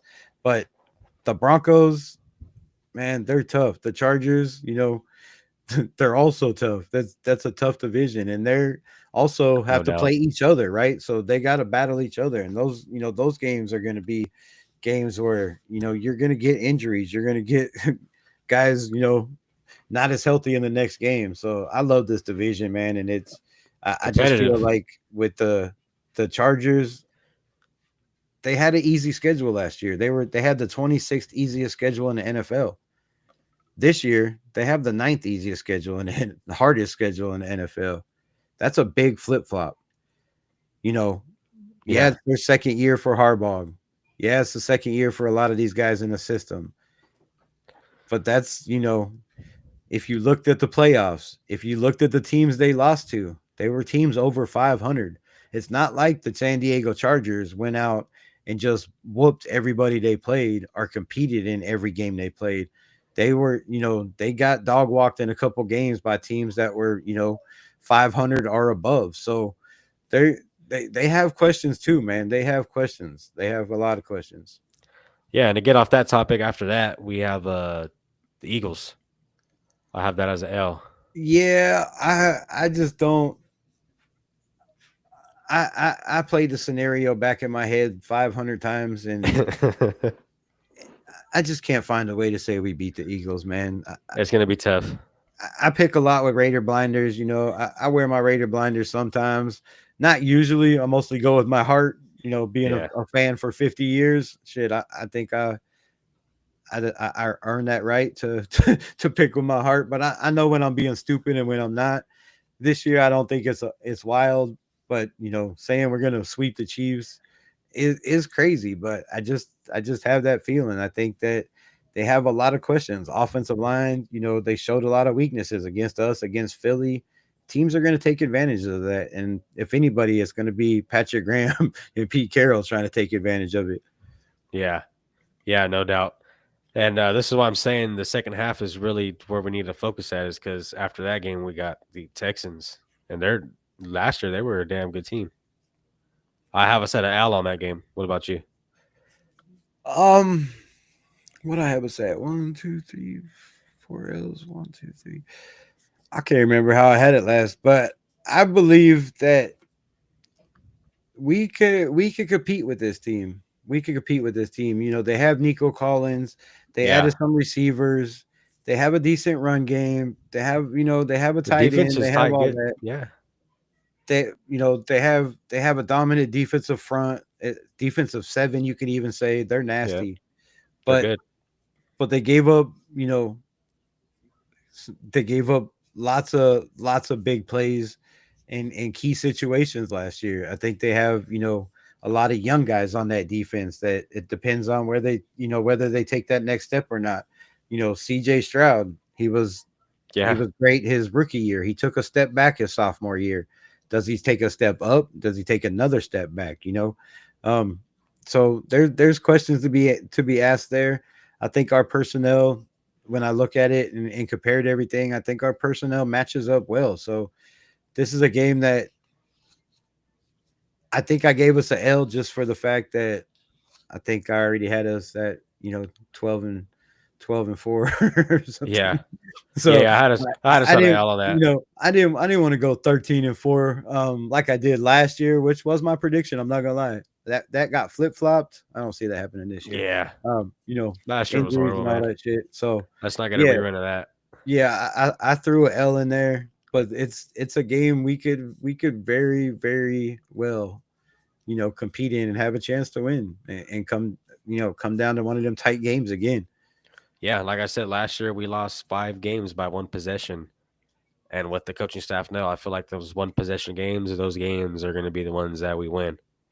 And in those 5 games, we lost by one possession. We had 2 turnovers in each of them. Yeah. Yeah.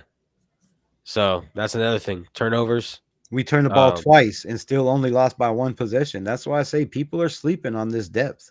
yeah. They Especially didn't, that defense. That defense really stood up last year for the way our offense was playing. I mean, I felt like if the defense would have had more time to rest on the sideline, I feel like defense was out there fucking 80% of the game yep, just because our offense was turning the ball over yep, so three and much. out, 3 and out, 3 and out. Yeah, But on that turnover note, here, turnover there. one of Chris Sims' reasons why he had Gino at 23 is because he had a lot of 3 and outs. I think he was, tops in the league with the most Damn. 3 and outs in the NFL. So Yeah. people just keep throwing that, oh, he was tops in the completion center, percentage the last 3 years, and he was only 2 points less than Patrick Mahomes. None of that means shit. If you turn the ball over 21 times in a season, Patrick Mahomes don't turn the ball over 21 times. So you can have the same numbers. Yeah. And also, I want to throw out another stat that I seen today. There has never been a quarterback in the NFL, which all y'all talk about, right? Quarterbacks and I'm gonna go off on a little rant for a minute, right? Defense, We've talked on yes. my channel over and over again, and people constantly say, "Oh, Aiden can't do this, Aiden can't do that because because of this, because of that. You have to be able to win those games. You have to be able to carry your teams." Well, just a little fun fact: there has never been a quarterback in the NFL who has led the NFL in passing yards or touchdowns that has won a Super Bowl. And I know you're going to say, oh, bullshit. Patrick Mahomes had 56 touchdowns, 14 interceptions, blah, blah, blah, led the league in passing. Yeah, they lost that Super Bowl. I know you're going to say Tom Brady had 5,000 yards with a 72, 73-point passer rating. They lost that Super Bowl. The other Super Bowl, they lost that Super Bowl too. So, all these numbers of having this quarterback that throws for 5,000 yards don't mean shit, bro. It Yeah. doesn't mean nothing. There has never been a quarterback in the NFL that has led the league in passing or touchdowns or passing, or completion percentage that's won a Super Bowl. It's a team sport. It's a team sport. Exactly. They know that, hey, this guy has a high percentage completion ratio. They know this guy throws a damn good deep ball. They know your strengths and your weaknesses. So, teams try to focus on that. But when it's playoff time, it's different. When it's big game Yeah. time, it's Crunch time. different. Teams are going to make you pressure you into your weaknesses, and that's just fact. That's the name of the NFL, the game, right? Score the most points, Yep. make the other team commit the most mistakes. That's how you win. So, you know, again, what does win what does win Super Bowls is completion to touchdown ratio, turnover to touchdown ratio. Both of those is the And teams the that win defense. Super Bowls, right? And Yep. defense. We already know that it's what 18 out of the last, or I think 19 now. 19 out of Yeah. the last 24 Defensive Super teams. Bowl teams have had a top 10 defense or better. Yep. I mean, that tells you right there it's a team sport. And if you can't stop teams from scoring, I don't care if you have Joe Burrow. Like, look at Joe Burrow. He threw for 5,000 yards last year with what, Yeah. 40 touchdowns or 42 touchdowns or some shit. Like, bro, I think he almost threw for 6,000 yards, didn't he? It was like over 5,000 yards with over 40 touchdowns in the NFL, and you don't make the playoffs. Yeah. If How does that that happen? doesn't tell you it's a team sport, man, then I don't know what else I could do. Beat you over the head with a club? Like, There you like, go. you got to beat it into people. Like, I just don't know how many more stats you can throw out that for people to still be like, oh, but if we would have drafted Shador, oh, but if we would have did, come on, This man, and come that. on. Yeah, right here. I got it pulled up. We got Joe Burrow, 4,900 passing yards with 43 touchdowns with a QBR rating of 108. And they missed the playoffs. That's crazy. Why'd they miss the playoffs? Somebody in the chat, please tell me why they missed the playoffs. I know y'all watch my channel long enough to know why they missed the playoffs. It's a team sport. Yeah. Defense, Yeah. special teams, field goal kicker, punter. It's a team sport. You could have 6,000 yards in a game. If your defense can't stop the other team and they outscore you, Yeah. you're still Yeah. going to lose. Right? It comes down to who scores the most points. And if you can't stop the other team from scoring, I don't give a shit if you're Tom Brady, Joe Montana, um, Jesus. It doesn't matter, bro. Like, it doesn't matter. Like, you got to have help. You got to have help in the Yeah. NFL. Yeah. So, you And that know, next game after the Texans, we got the Giants. That's I feel kind of a wipe on dub. I have us as a win also, but I put an asterisk next to it because Oh yeah. you got Abdul Carter on a defense that was Yeah. Yeah. already pretty nasty, and Abdul. then Good pickup. there could be a chance that Jackson Dart is playing by then. Okay. I see. Jackson Dart, if he starts playing after the bye week, and obviously he's picked up right the NFL. He's shown signs, shown Oh flashes, yeah. or he wouldn't be starting. Or Jameis Winston and Russell Wilson both got hurt. It's one of those scenarios. But more than likely, if he's playing, it's because the kid's showing out, and they're like, "Bro, let's just give it to him now, right? Just give it to him now. Let these guys behind him help him We'll along." get So, there. if Justin Dart's out there, throwing to Malik Neighbors, bro. Oh yeah. It's just their O line. You got to watch out for that. Throwing to Malik Neighbors. And that's why I feel if Dart's out there, that team could be a little scarier. They, yes, they're gonna struggle in the run game. They should have never gave up Saquon.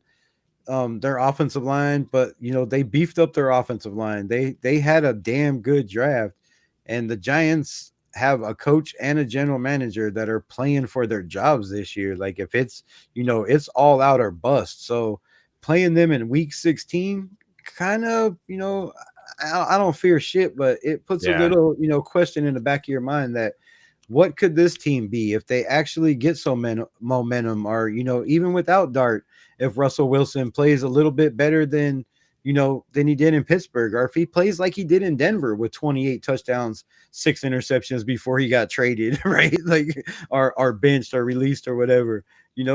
Russell Wilson, like, we play a lot of teams. I'm never overlooking any of those teams. My 12-5 was very strategically thought out. Like, I went through countless hours, probably 3 days of breaking down every team, Yeah. where they were last year, who they brought in. Before I made that decision, I didn't just come out and say, all right, this team, I'm sipping the Kool-Aid, we're gonna win, baby. Just win, right? Be on it. So there's a lot going into it, and that, taking all that into consideration, who's going to be the I hear you. quarterback, what kind of momentum they're going to have, is this team, in a spot where, maybe they're 8-8 or whatever, where, one game of trying to get over 500, where maybe these coaches can keep their job because they're not Yeah. they're not 4-13 again. So, it's scary, but I got us as a dub. But again, Okay. Okay. it leaves that question for That's what sure. I. Yeah. We got a GeoMex here. Geno Smith 2024 was compatible with Carson Palmer 2012. I believe Geno Smith will have a record breaking season with the Raiders with most yards in the season. Okay. And like I I said, hope he does. yeah, we got Carson Palmer here. Actually, I got it pulled up. 2012 regular season, he threw for 4,000 yards, 22 TDs, and 14 interceptions. Yeah, see, that's not gonna cut it, bro. That's not gonna cut it. Not in our division. Not with That's not gonna be good enough. That's my point. Is if Gino is the same Gino, my 12-5 record is out the window. There's no question about it. We'll be lucky to win 7 games. I'm gonna be 100% honest. If Gino yeah, is the same Gino, if he still has the same turnover problem, we're not gonna win a lot of games. We're gonna lose a lot of close games that maybe we're down by 3 points and we need a touchdown winning drive. And here comes Geno Smith and he makes the same stupid fucking decision and throws into triple coverage, and the game's over. We're done. Because that's why Seattle wasn't in the playoffs last year. I mean, tape don't lie. Go back and watch the game. So those decisions, I don't, if we're in decisions like, in spots like that where we need a touchdown, right? We're down by 6 and we need 7. Gino doesn't perform in those games. He struggles. He makes, he doesn't think through. He doesn't go through his progressions. And, a lot of his yards last year were not going through progressions, right? I'm gonna hit the first guy because it's DK Metcalf.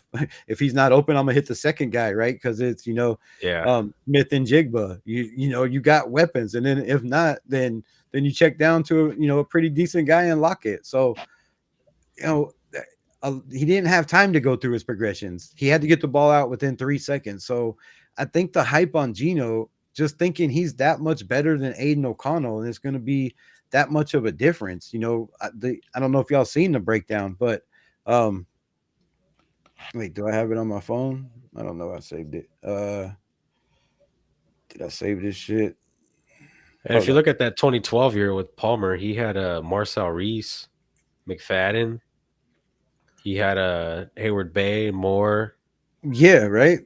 I Yeah, mean, that was a nasty roster. That was a pretty good team, and we could have made some noise if it wasn't for the 14 interceptions, right?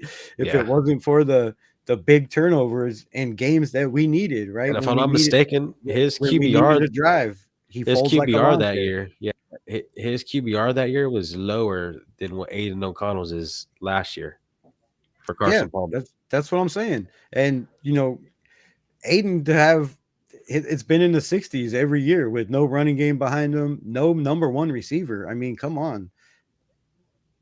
Yeah, Gino had a number one receiver. He had yeah, DK. questionable two number one receivers because DK Metcalf was the number one receiver, but he was yards and PFF grade and all that shit wise the number two receiver. It was Smith and Jigba that got most of the catches, that got most of the targets. So, you know, you got a guy like DK that's supposed to be your number one guy, and it ends up being a second year player Yeah, in Smith and Jigba. So, exactly. he had the weapons. Aiden O'Connell had Michael Mayer, Jacoby Meyer, Shitty O line. Trey Tucker, offensive line that that had Andre James at center, that had Cody Whitehair, Yeah, playing guard, he was getting Andre smothered. Feet, like come on. So yeah, but this little stat right here. So Aiden O'Connell, first 17, what was this? First 17 games. Shout out to DSR. Um, the fuck does this stat say? Okay, game 17. So attempts last year for Geno Smith, 443 completions, 247 touchdowns, 13 and interceptions, 22. I believe this is in his first over his first 17 games.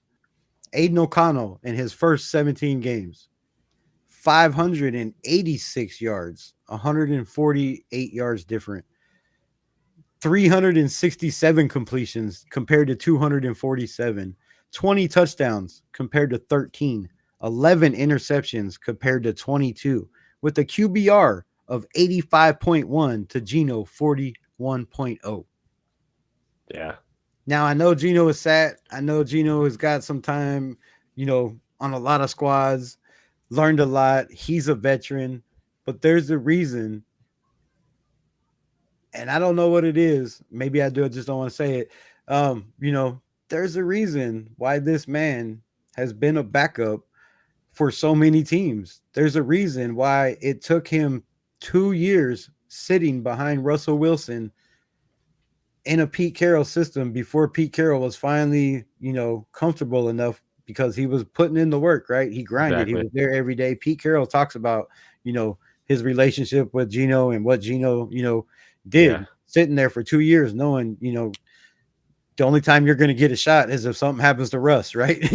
So the guy sat there, he learned, he developed, he had a great first year, but that's all with Pete Carroll, in different schemes. So can Chip Kelly bring out the best in Gino? That is the question I have. Yeah. We know what Pete Carroll can do with Gino. It's what Chip Kelly can do. That's why I feel comfortable about the draft, bro. I feel like the run game opens up the pass game, and I feel like pretty much our team grabbing Genty is it's kind of complementing to help Geno Smith not have to have so much pressure on him every time. Yeah, like that was the point that that Pete Carroll reiterated over and over again in a bunch of his press conferences is that he knows how to take the pressure off of Gino. He knows Yeah, how to make Gino feel comfortable. He knows how to make Gino believe that they believe in him. And by doing that, you give him weapons. You give him an offensive line and you give him a dynamic running game. Like exactly. this is the best running back Gino's ever had. This is the best tight end Gino's ever had. Other than Smith and Jigba, Jack Beck and Dante Thornton are going to be the best wide receivers he's ever had, Oh and yeah, I maybe mean, up there with Smith and Jigba. yeah, no, I feel like Best is really gonna do some work, man. A lot of guys aren't really too sold on him, but I feel like if we move him to the inside and let him do his thing on a starting role, I feel like he could really ball out for us. And like I tell everybody, every channel I go to, everywhere I go, I said you gotta watch out for the play action this year. When you got a guy like Genty who's he's a threat to teams, it's gonna sell that play action for you. And I feel like we're kind of like the Ravens in a way. The Ravens got Lamar and then they got Derrick Henry. You don't know what the fuck them dudes are gonna do, especially on a play action. Is Lamar gonna hold the ball and run? Because I mean, we seen Geno run. He obviously not the fastest guy, but when he has to get up, he'll get out of there. Yeah, he ran for what? He ran for 256 yards last year on 50 something attempts, but he had 50 sacks with 6 fumbles. So Yeah, I don't want him running, and that's why I'm saying is that this is my only argument is why there should be a competition, and the coach would be stupid yeah, yeah, yeah, not to make it a competition with his experience. Pete Carroll knows what he's doing. It's going to be, a private competition. If Aiden shows flashes, they're going to take a look, man. They're going to take a look because, like I said, if you look at Gino, sacked 50 times, bro. If you look at Aiden O'Connell and his 20 games he's played in the NFL, it only adds up to 32 sacks, bro, in 2 years. It's yeah. not even close to Gino. And I don't want to hear all that nonsense about the offensive line and he didn't have this and he didn't have that. He had two damn good offensive, you know, I mean, he had a good offensive lineman, but he had two good running backs that are pretty decent in pass pro. And he's a mobile quarterback that's fast. So taking 50 sacks, being mobile, to an Aiden O'Connell that's not mobile, I'm taking a dude that's not mobile. I'm not Yeah. worried about those, 2, 3 yard first downs. I'm worried about the 6 fumbles. I'm worried about the 50 sacks. I'm worried about the bad plays and, the bad decision making. And if we have that again, bro, there's going to be a lot of disappointed people. I just pray that they could get it together. No, yeah, no doubt. So we got the last game here is the Chiefs. How do you feel about that last game ending the season? Yeah, like I said, I got a sweep in the Chiefs, so I Okay. think Yeah, I'm with I, you. I feel it's a win. I think we have the team. Yep. It's time to pay back, to get payback for them coming in, planting a flag on our damn field, winning a Super Bowl in our stadium. I think all that is, you know, rubbed a lot of these players the wrong way. And they've been waiting to, especially Max, to have the personnel around Oh him, yeah. the offensive weapons around him to go in there and compete with this team. And I believe Max and Erop, they're gonna have this team fired up, ready to go. Adam Butler has been a chief killer, bro. Like, let's be honest. Adam Butler is, he's dominated the Chiefs out there. He's had his best games against our rival big games. So when you got guys Yeah. like that on the team, man, that like I said, it's gonna be a close game. Um, I'm hoping one of these games that we win, we just spank the shit out of them, and I hope it's at home. To close out a season. It would be Yeah. nice for us to once beat the Chiefs by 10 points or 2 touchdowns or something. Do I see that happening? Probably not, but that's what I'm hoping for.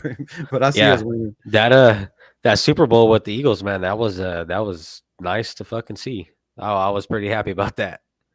Yeah, right. It's like when you're a heavyweight boxer or MMA fighter, and you have a fight against a guy that hasn't been beat or has only lost once or twice, and you got a fight coming up against him next, right? You're gonna hope to God the guy he's fighting exposes some weaknesses, right? So you have a better game plan, right? You want whatever advantage you can have, and when other people can exploit weaknesses and point out weaknesses, it just it makes like a shark blood in the water, right? Right?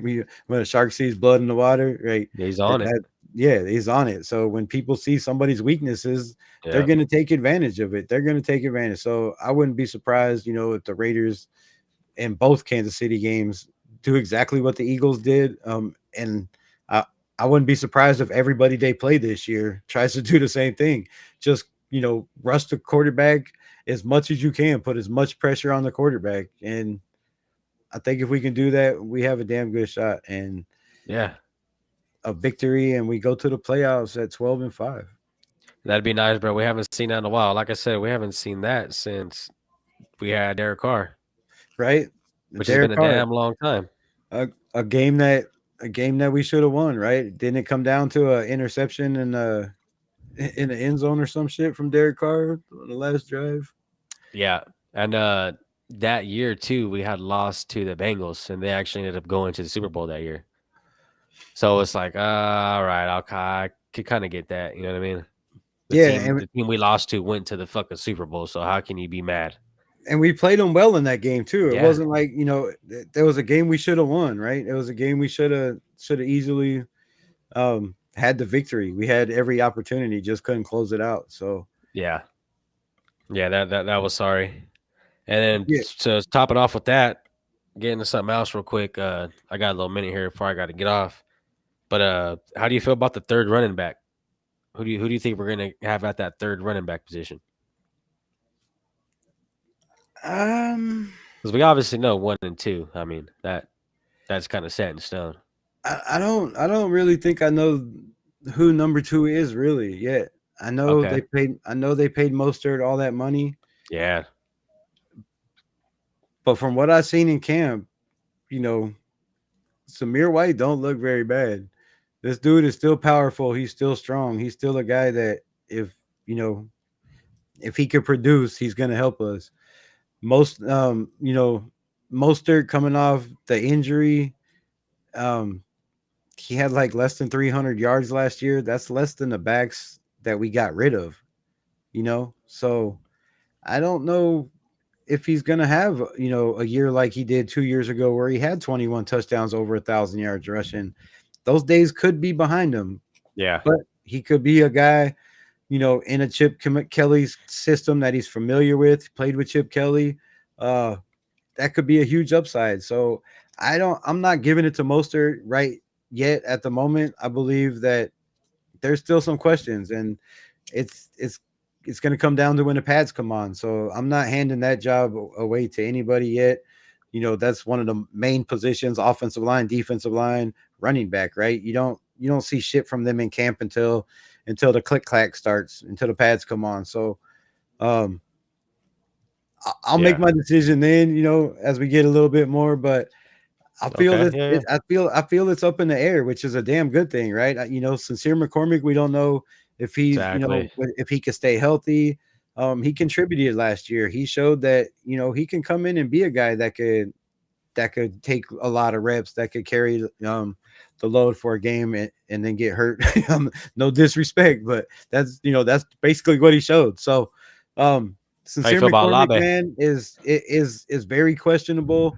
Yeah. I feel like there's more talented, more healthy guys. When you're third year going into your fourth year, you've been injured all 3 years. It just doesn't seem like a good sign for Sincere. As much as I've been on the bandwagon, hoping every year's been the year he makes the team. uh, I think I kind of given up on that a little bit. Yeah. This year, I'm It's kind of just hoping yeah. I'm hoping it's Dylan Labe. I think he brings us Okay. um, something we don't have, right? Another small body like Genty with low center gravity.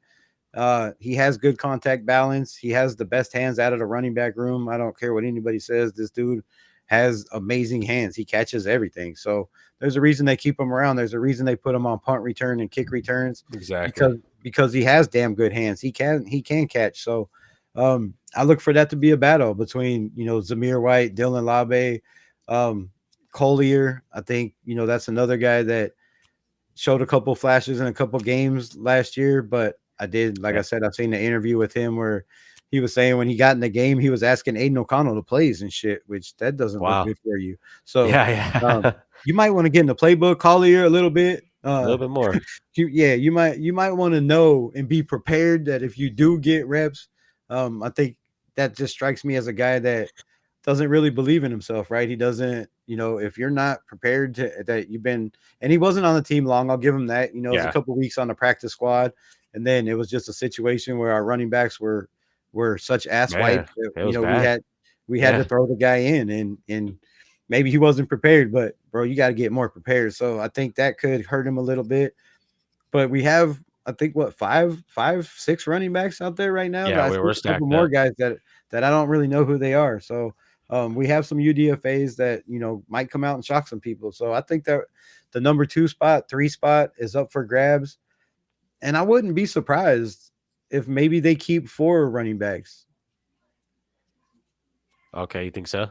4? Yeah, I think last year they kept 3, but with the injuries, we had, and like I said, not knowing what Mostert's going to bring, Yeah. if they do keep Zamir White, if he's one of the guys making the team, he came off injuries last year, in and out of the lineup. Yeah. So Wasn't you, really there. yeah, and probably if they do keep 4, one of them obviously is not going to be on the roster. He's going to be on the practice squad. But you got to have that guy on the practice squad also Yeah, exactly. to get beat up against the first team D. Well, you're kinda like me, bro. I was leaning more towards Labe. I did like what I seen from Sincere last year when he was able to play. I know he hasn't really been his availability hasn't really been open to us, but I liked what I seen from him. But yeah, I'd like to see Labe get out there and really do some. Um, Yeah, he's a weapon, man. yeah. He's a guy that you can run those drag routes or wheel routes. Mhm. His college tape wheel routes is freakish, and then people forget the fact that he was so good at catching the ball that his senior year he barely even played running back. He played more slot and number 1 receiver. They put Dylan Labe on the outside. So go back and watch film when people were like, "Oh, Dylan Labe ain't never gonna do shit in the NFL." Come on, man. This kid can catch. There's a reason you move a linebacker or a running back that's 5'8", 220 pounds, or 218, 15, whatever he is, which is more Yeah. Ashton Genty size, right? 5'9". He's Yeah, 5'9". yeah. His So 40 time was a 4.5. I mean, that's not great, but that's not slow though. Yeah. There's a lot of running backs that have been great running backs in the NFL that have 4.4, 4.5 speed. So he has that, and his ability to catch. Like I said, you don't take a running back his senior year, and then when I guess, which is probably what got him drafted, is his ability to play both. Because he played kick Yeah. return and punt returns for New Hampshire. But Special team he guy.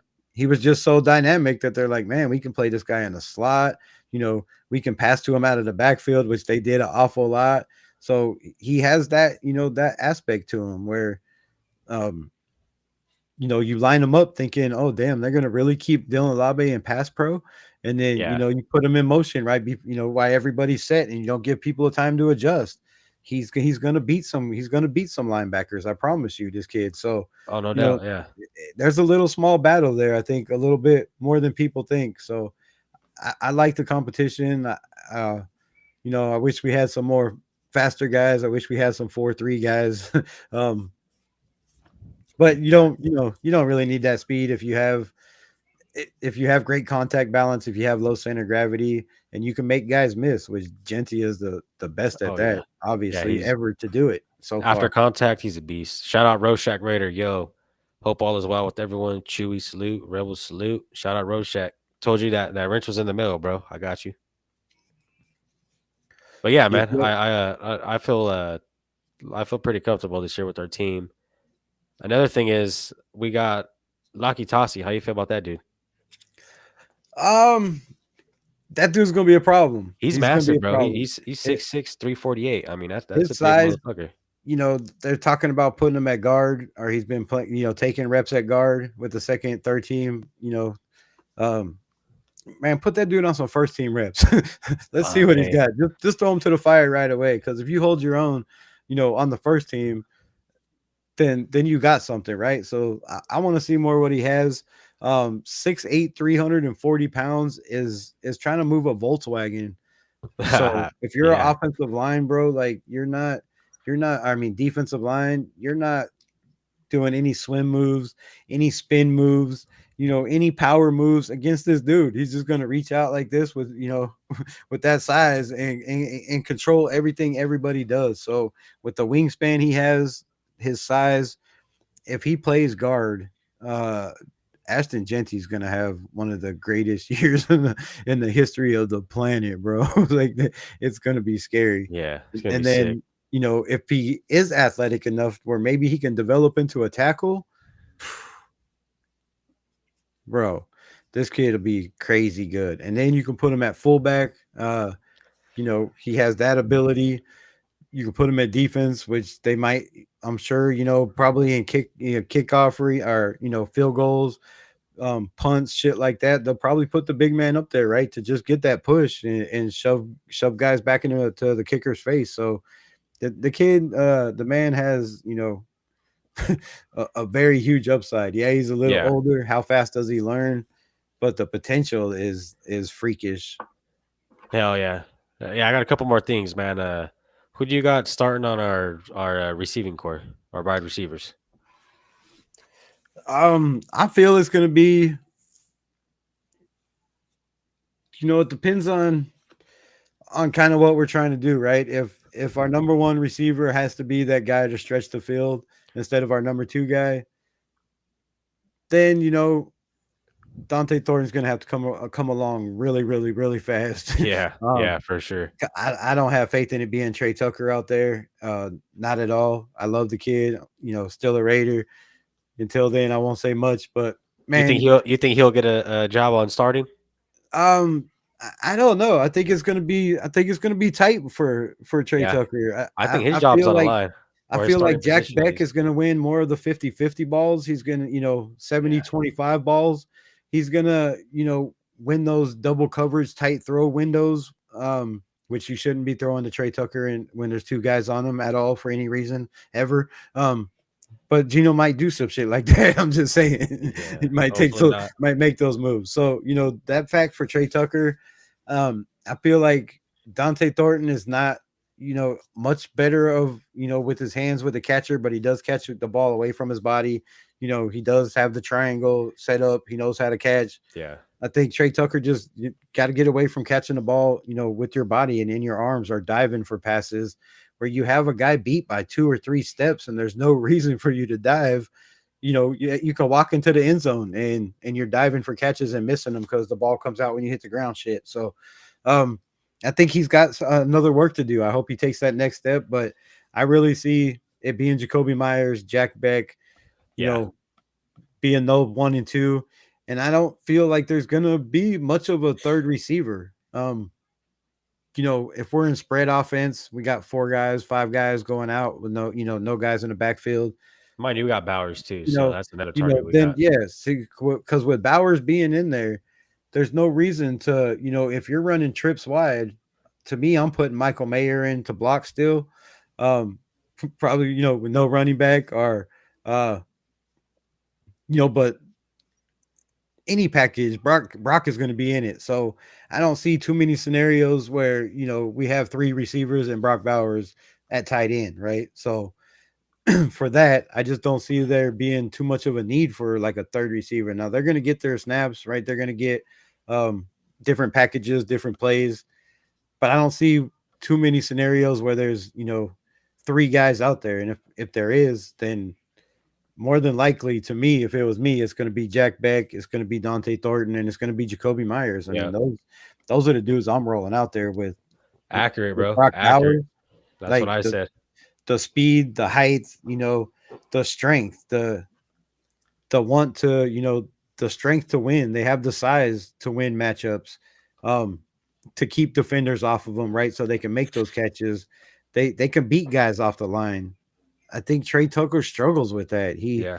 He struggles to get separation, which, Yep. with your speed and the 4.3s, I mean high 4.3s, you shouldn't struggle to get separation. But again, that comes down to why the combine has, explosive drills, why they do the long jump, why they do the high jump, why they do shit like that. Because you can be fast and still not be explosive, right? You could be Exactly. explosive and not be fast. I mean, they don't, just because you're one doesn't give you the other, right? So, um, being a fast guy and not being able to create separation is a problem in the NFL, and it could be his downfall. And I think another thing that could be his downfall is another quarterback, man. The kid's got to learn from Yeah. another quarterback. They spent a Another whole OC. offseason. They Yeah. spent a whole offseason with Aiden O'Connell out there throwing in the heat in Vegas in the summer, getting the timing, build the connection, and then you put in Gardner Minshew. Yeah. And Yeah. then when Aiden, I mean, if you go back and look at the numbers for Trey Tucker,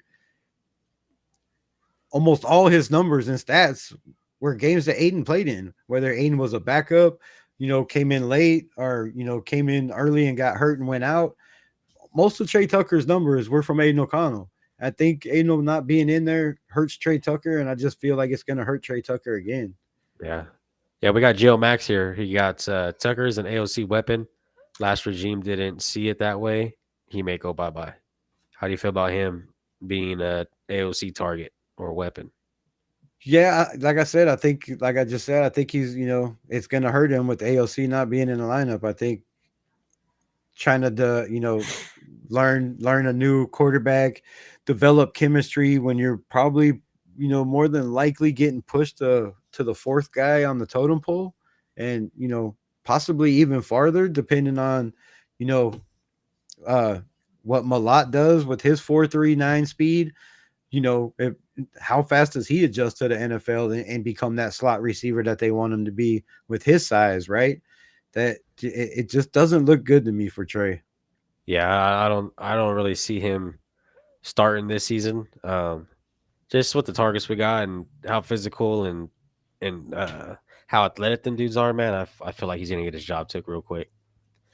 Yeah, and like you Especially if just you said, seen have you seen Besh's the way he just is so fired up, bro, to be a Raider. It's like pretty exciting to fucking see.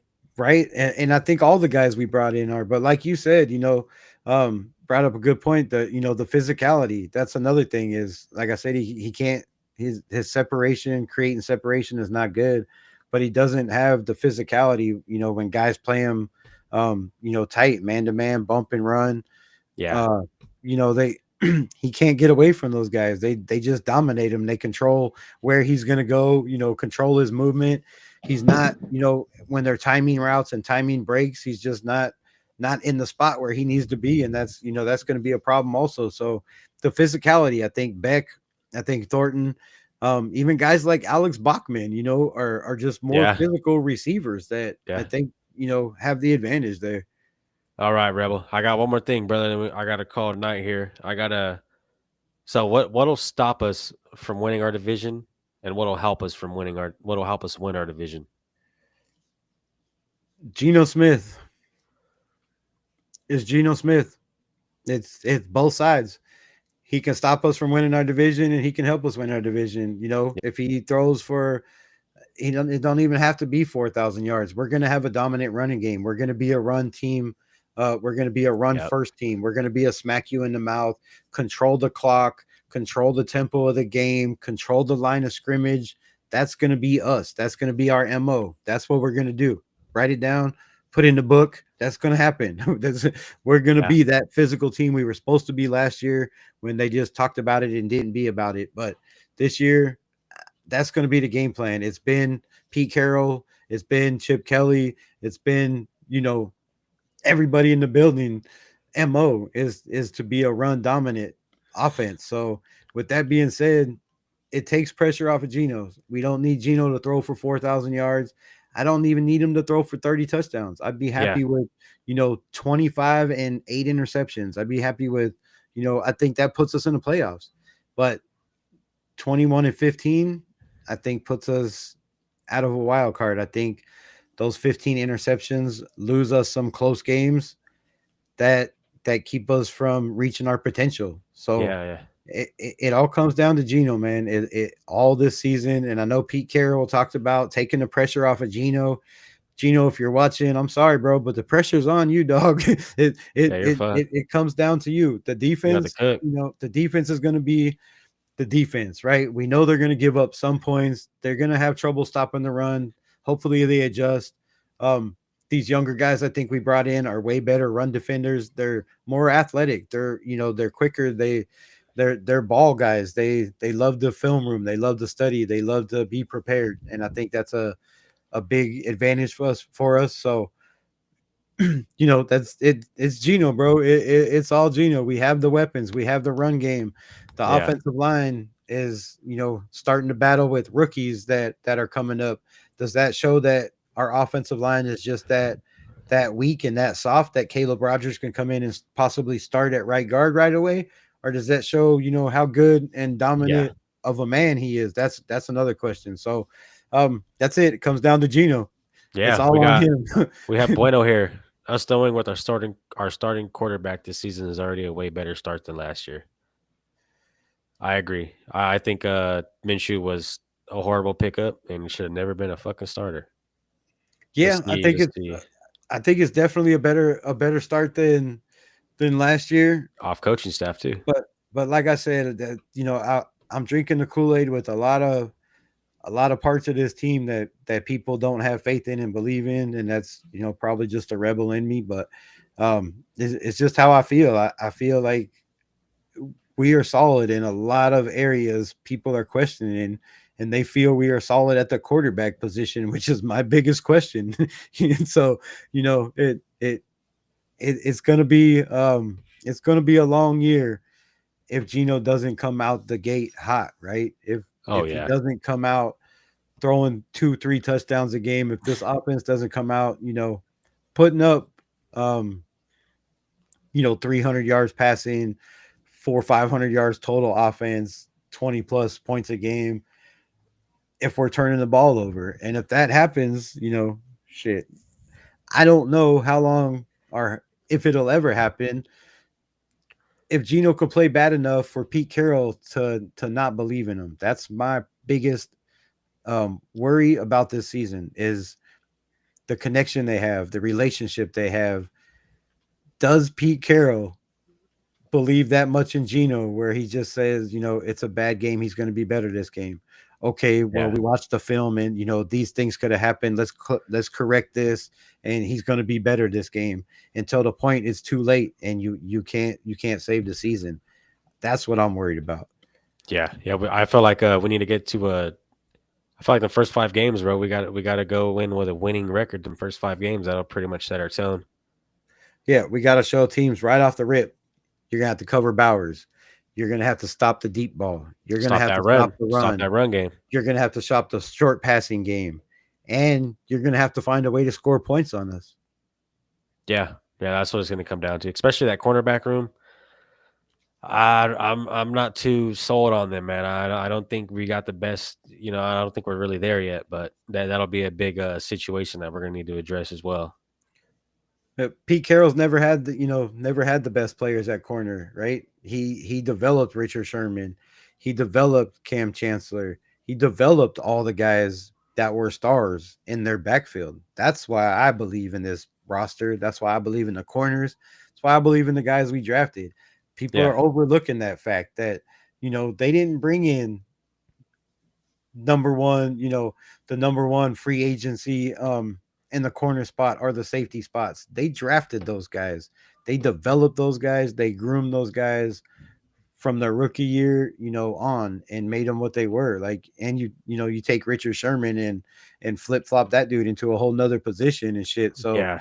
Pete Carroll is a developer. If anybody's going to get the best out of the talent that we have, which we have talent, No people I doubt. think No are doubt. sleeping on that. When you have guys, four guys or three guys in that backfield that run, or five guys in the backfield that run four threes, Yeah. that's, Come on now. you can do a lot with that. You can do a lot with that. They don't have to be the greatest. They don't have to be, the most experienced. They just have to do their 111, man. And nobody's going to get guys to do their 111, focus on their job more than this coaching staff. Yeah, no doubt. I feel way more comfortable. You got anything you want to let chat know, bro? I pretty Nah, much man. I appreciate think you, man. everybody pretty much knows who I am, what I do, where I'm at, where Yeah. I be. Yeah. Yeah.